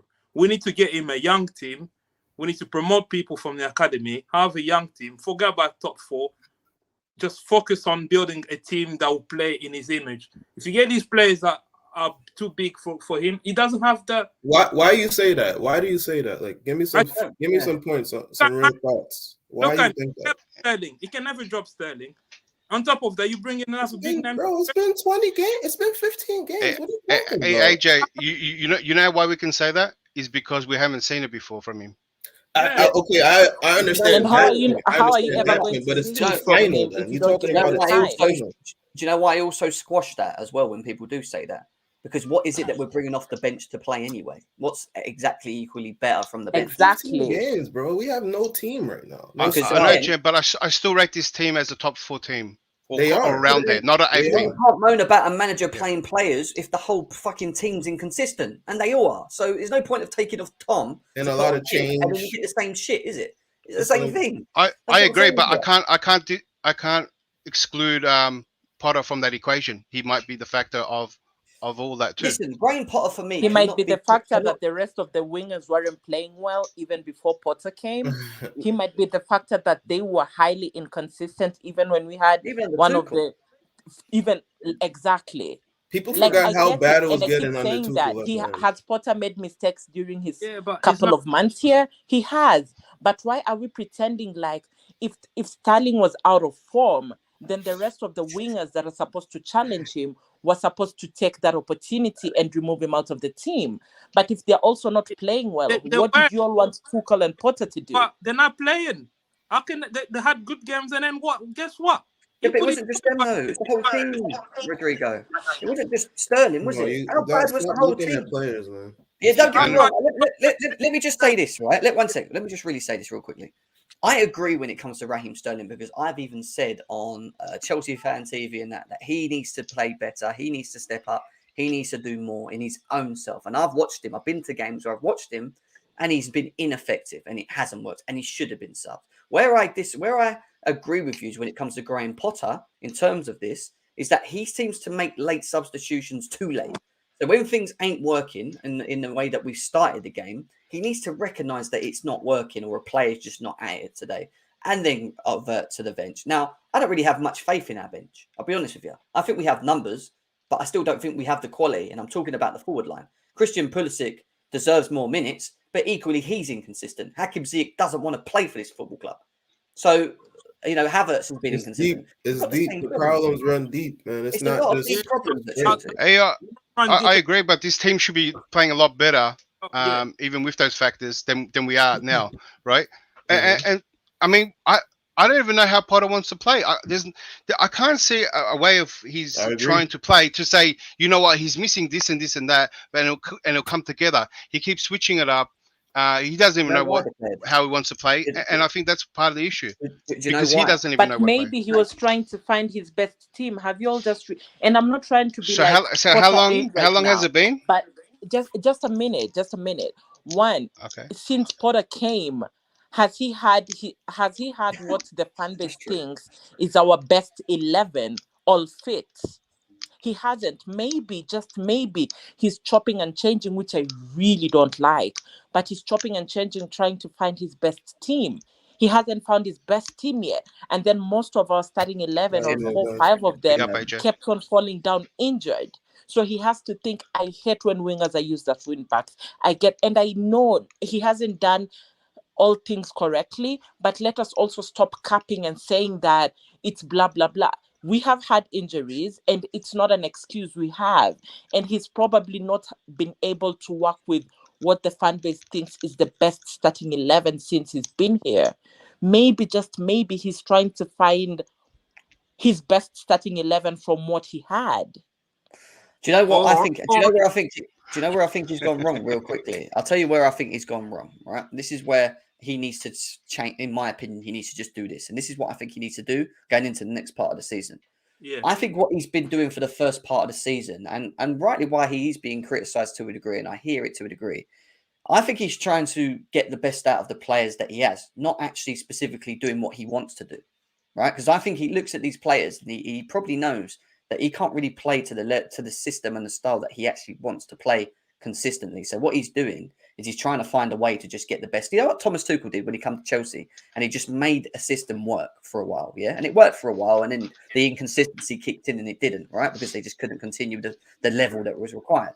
I think he's having the same issue now with what he's doing now. What I think he needs to do, and this is where I think he should just stick to it, I think he should just go back to what he wants to do in terms of the long term, in terms of system, in terms of how he wants to play, yeah, and stick to it. And if he sticks to it and he continues playing a system that he wants to move forward in, and he makes it clear this is how he wants to play, but the players can't play in that system, then it equally can sit there and point the fingers at the players and be like, well, they just can't do what he's required to do in the system that he wants to do. That's why I think he needs to stick to what he wants to do rather than just try and just fill it around the players. Right? That's what I'm trying to think of when we're talking about players that we need, strikers. I'm starting to think of players that will come in and fit in what he's trying to do when we don't know what he's trying to do. That's what I was trying. We don't know what he's trying to. We don't know what he's trying to do because he's not. Yeah, I agree, because he's not maybe doing it because he's trying to accommodate what he has and trying to bring the best out of what he has to a degree. I think there's been moments in games where we've seen what he kind of wants to do, in my opinion, but I don't think he's followed it through. And I think maybe he needs to just go, do you know what? Fuck the consistency, because it's going to be like this. Whatever I do, let me just do what I know best and just play it and try and get them to and drill them into trying to play what I want to do in the long term. That's what I think he should be doing. I just don't think he's done that enough. No. You know? Yeah, Jim, I agree. That's because I get the if he was on a short contract, then I understand coming here and not changing it up and playing what the players are used to, right? The guy's here for signed a 7-year contract. It's a long-term thing. We all said that it's a process, this and that. Why wouldn't from the get-go, or not even from the get-go? It's been like 2 months at least after you couldn't find, you couldn't get the system to work, the free in the back and all that. Do your own thing, and then keep drilling that, and then we know which players to bring in and who has to leave and go, and it's meant to be a long-term project, right? With him. So I don't even know if he has any of them in him. And I mean, the fact that we haven't seen him do it on these levels, maybe he doesn't have control of the dressing room. Maybe the dressing room was already messed up, right? That's why I said I can't exclude him from the equation. And that's why I also don't want to bring a lot of these players into this whole mess till it's solved. If there is a mess. He's going to be a long-term manager for me. I think they've already by sacking Tuchel and making the decision to pick him, they have to stick by their laurels now, which means they're going to have to give him time. So whether we like it or not, in terms of the manager himself, I think the owners are going to give him the time. And when you read this comment here, which has just come out 10 minutes ago, it says, a top source told me yesterday that Chelsea want 3 or 4 signings in January, so expect a busy month next month for sure, via Simon Phillips. And it also goes on to say, I'm told that the club are likely to try to and stick to their ethos of bringing in largely young players to move forward into an era and for the future of the club. And it goes back to what I said, which worries me slightly, or not worry me, but then worries me from the Chelsea fan base point of view, is that I don't think Chelsea fan base has the patience, and I'm talking about a lot of it, the social media Chelsea fan base have the patience to allow that to happen, because they have these expectations that we should be in our team. And that's going to be an issue, because we're bringing in largely young players. You can't expect these largely young players to come into the first team and kick on. Some of them may do. Others may need a bit more time to grow and whatever, along with the experience that's going to be required there, which tells me that we're going to need to go a bit longer with this, that this is a long-term project. This is going to be a new era in terms of not the now, the future, and what we want to try and do in building Chelsea again and restructuring it, So if they're going to do that, and I think they need. I'm sorry I cut you off. We can chew gum and walk at the same time. Maybe I'm trying to think not, but maybe Potter will not be the coach that will end up winning us all these trophies we as Chelsea fans are used to and want, all these multiple Champions Leagues and Premier Leagues and whatnot.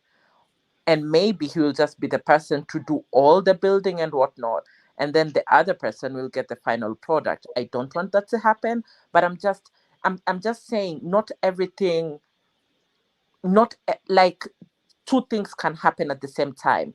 And my point was, whether, as Jem had said earlier, whether we, the fan base, likes it or not, he is their long-term manager. And whether the fan base is up in arms or something, and we saw the way it's like, I don't want to put words in their mouth or something. It's like they didn't give a fuck. We are going to sack Tuchel, and they really didn't come out and explain it much, but they were like, Potter is our person and we're going to stick by him. So whether we like it or not, they'll probably do it in his image.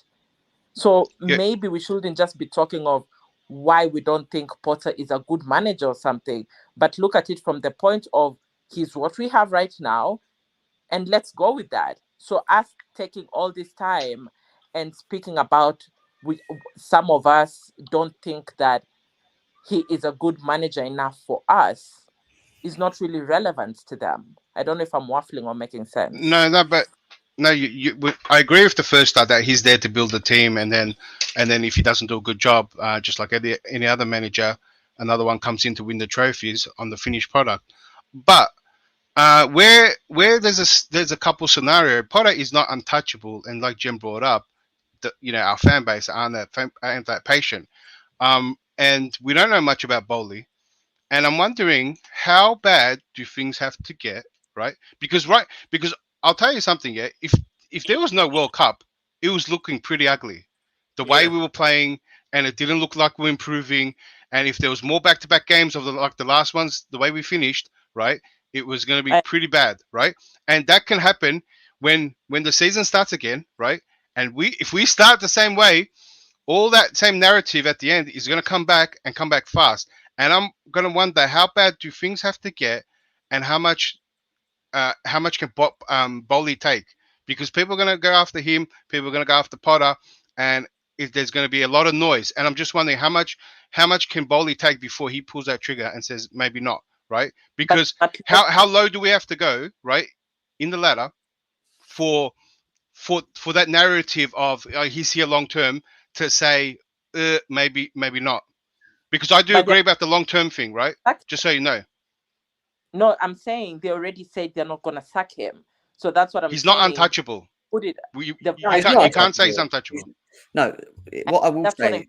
Get that, and things can change. But we can't choose to believe one part of what is told to us and not the other part. They have already put it out there very strongly from various sources that we always believe for transfers and all this Chelsea news, that he's not going to get sacked even if we're not in the top 4.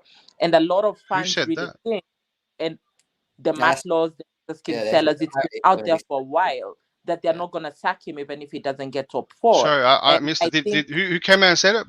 Was Bowley? Matlaw and Niza Kinsellas, all this like... No, hold on. Unless Bowley or any of the higher up say, because they're always going to back their manager, but unless he makes a statement like that, Matlaw, Nizal, nah. If Bowley talks a lot that's too. That's my point. Bro, hey, hold on. Bowley talks a lot. Believe one part. What I'm saying, look, Bowley talks a lot. Let me finish my point. If it doesn't suit your narrative, don't believe the rest of the part. No. Just because you're cherry picking a few things, that's your narrative. I'm telling you now, unless it comes up, you got upset when I interrupted you. Yeah, let me just try to finish the point. Go on.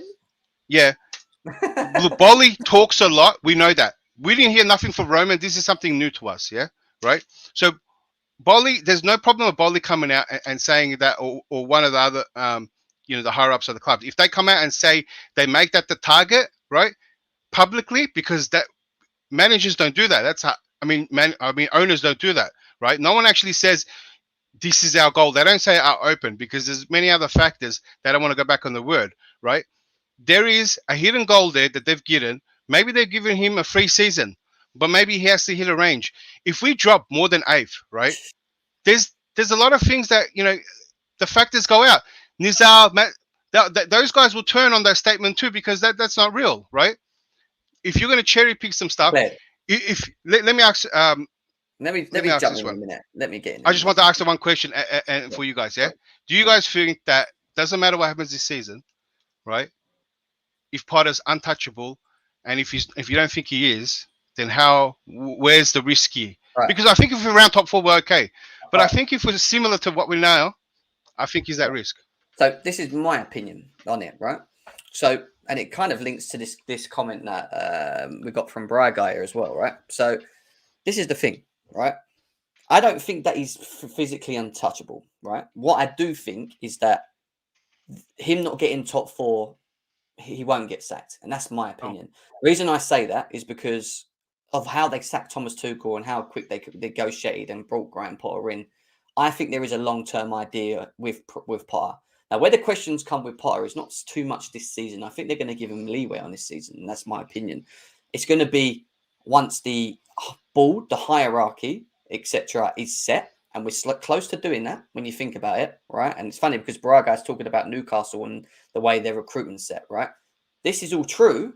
However, we're still in the pieces of the puzzles to putting that all together. So the judgment of our recruitment can't be spoke too much about yet, Broja. So my thing will be summer window, moving from there.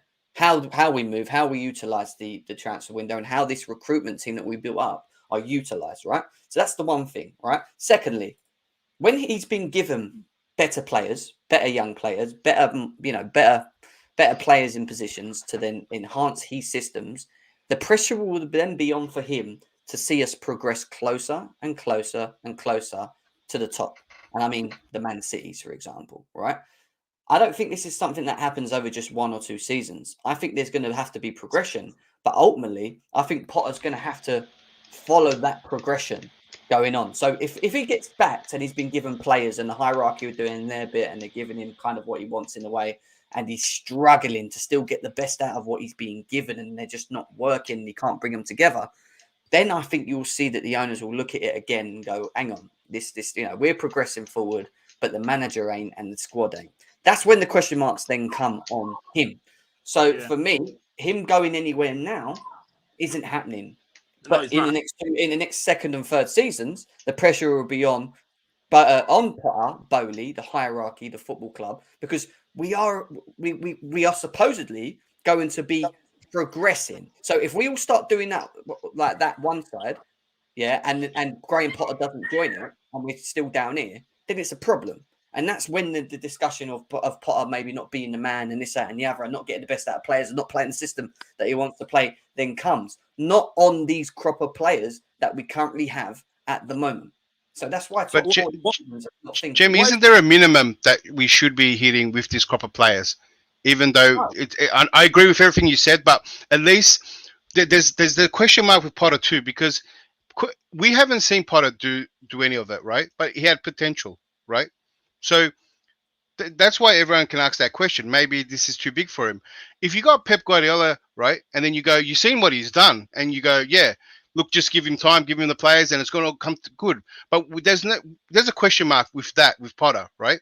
So isn't there a minimum? Because we've kind of gone backwards. I know I agree with everything you said about the players and that. It has to be a progression. That's what I'm saying. It has to. But for this season, right, while the pressure is going to pile on, is there a minimum we should be getting? Because I just want to say something to go off to say, yeah, Potter's our guy. Give him this and that, and it's going to happen. But now I'm split and I'm torn because I felt like the stuff he did at Brighton, if he can do it again, it would be great. But that's at a low level, not at a high level. And let me just say that now maybe he can't handle it at this level. So. Okay, yeah, I get that. Hold that for a second. Mark Cucurella came out in an interview recently and said that Graham Potter's first season at Brighton was awful, wasn't actually good.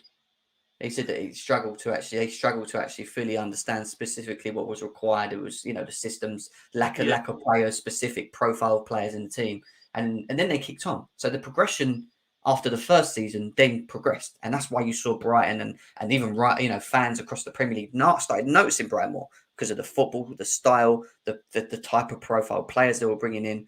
This all happened over a progressive period of time with Potter. He's only just got at Chelsea at a bigger image, a bigger club. He's going to be given the same leeway, and that's what I think Bowley's looked at. I think Bowley's looked at the progression at Brighton of where he started and where he found himself to with the recruitment, which is why we've nicked some of their recruitment team, as we have done. And I think he's looking at it and going, I want that progression at Chelsea. Yeah, and I want it to push us to the top. But we're going to give you a bit more money with better players, with a better team, with money that you can then challenge for things.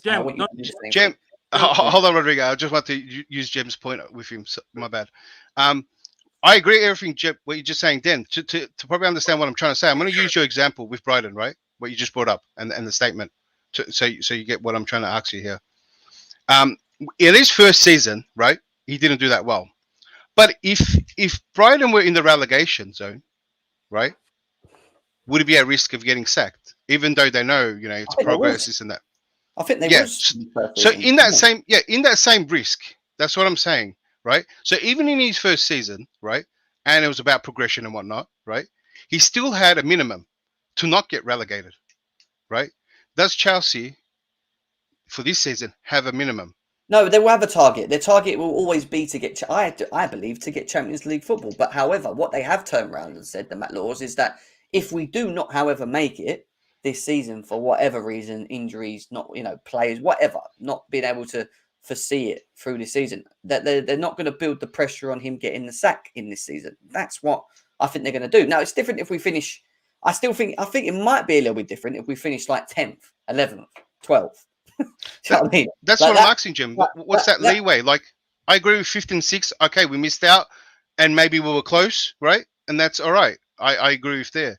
But if we finish like what we are now, 8th and maybe around there or low, is there a difference? And would it put him at and would it put his job at risk? That's what I want to know for everyone. What's a minimum to move up? It won't put his. I get, no matter like, and I'm not trying to be rude, no matter how differently you try and word it, unless we're in a relegation battle, he is not getting sacked.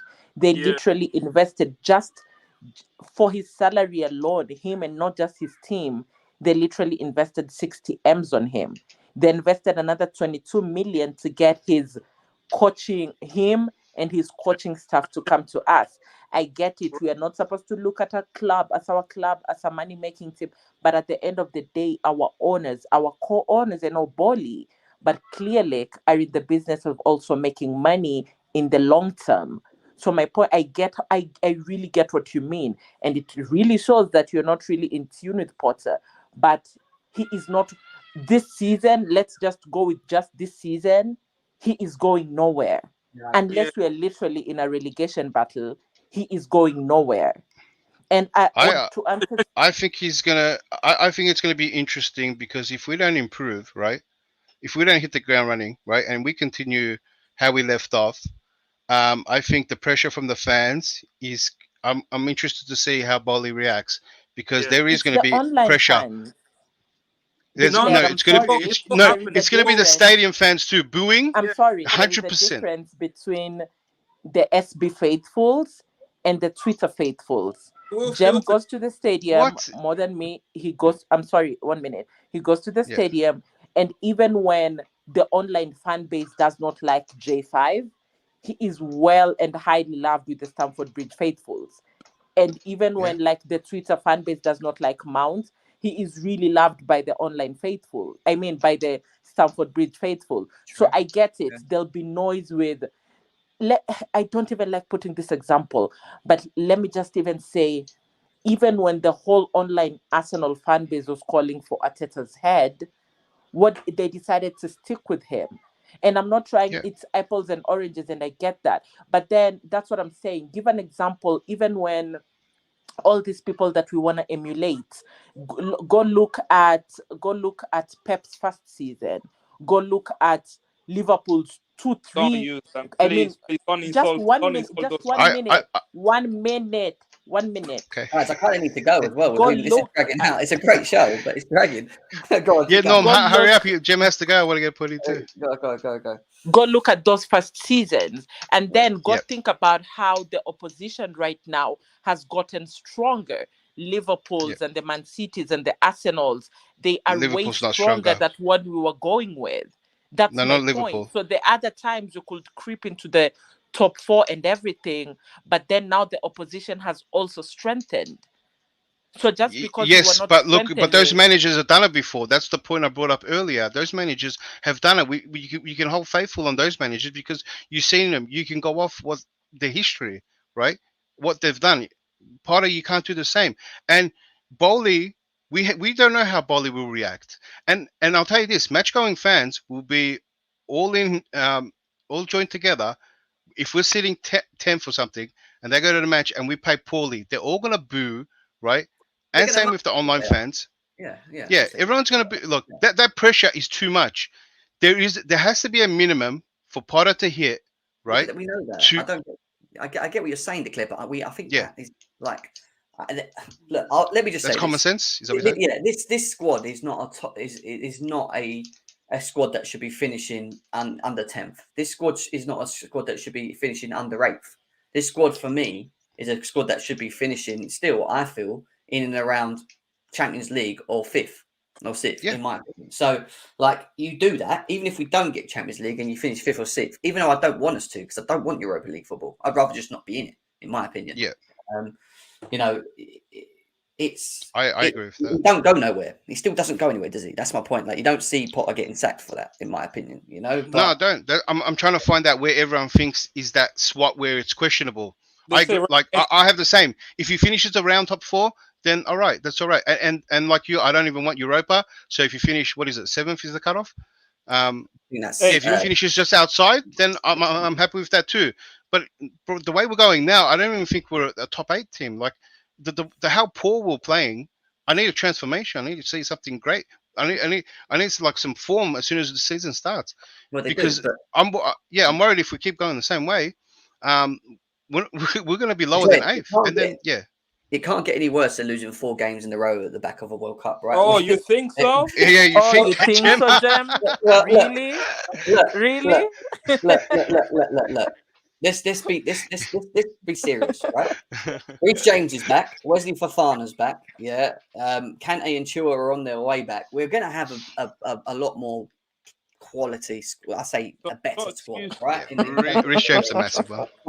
But I just don't see us losing 4 back-to-back games again. I'll be shocked if we do. I'll be shocked. I will come on here and I will literally, I don't know. I'll be shocked. Well, I haven't looked at the fixture. You just come and be shocked. Don't we have Man City like kind of back to back? Yeah. And Jem, earlier you're talking about a Graham Potter achievement. I think he's overrated, that achievement. I think Nuno Wolves did better. I think his achievement. Stop. Martinez did better. What is Yellow Bus doing in? Yellow Bus is saying, "Get me." Oh, the bus! Look at the bus boarding too. Redneck as well. Listen, guys. Trying to go. Why did you come an hour ago? I'm finishing the show now. It's 2 hours and 20 minutes. I need to go. Listen, come back on. We have this discussion. We've had a very good discussion today. Daniel, Yellow Bus as well, and Redneck. I would send you it, but I need to shoot, guys. I've been on there nearly 2 hours and 30 minutes now talking.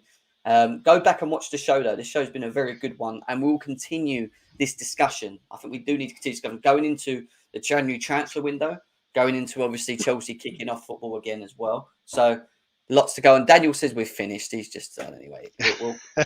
That's the Yellow Bus for you right there, guys.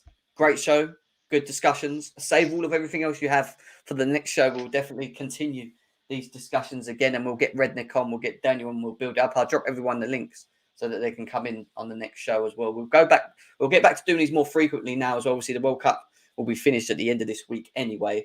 So going on from next week up to Friday, I'm going to be trying to do at least 2, maybe even 3 shows. And then Friday, I'm away for 10 days. So unfortunately, but I'll be back at the beginning of Jan for the transfer window and everything else with Chelsea. So yes, guys, we'll be back.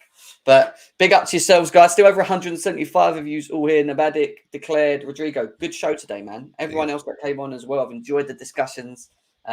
We'll be back again with another show very, very soon, guys. Peace out. Take care. Take care, man.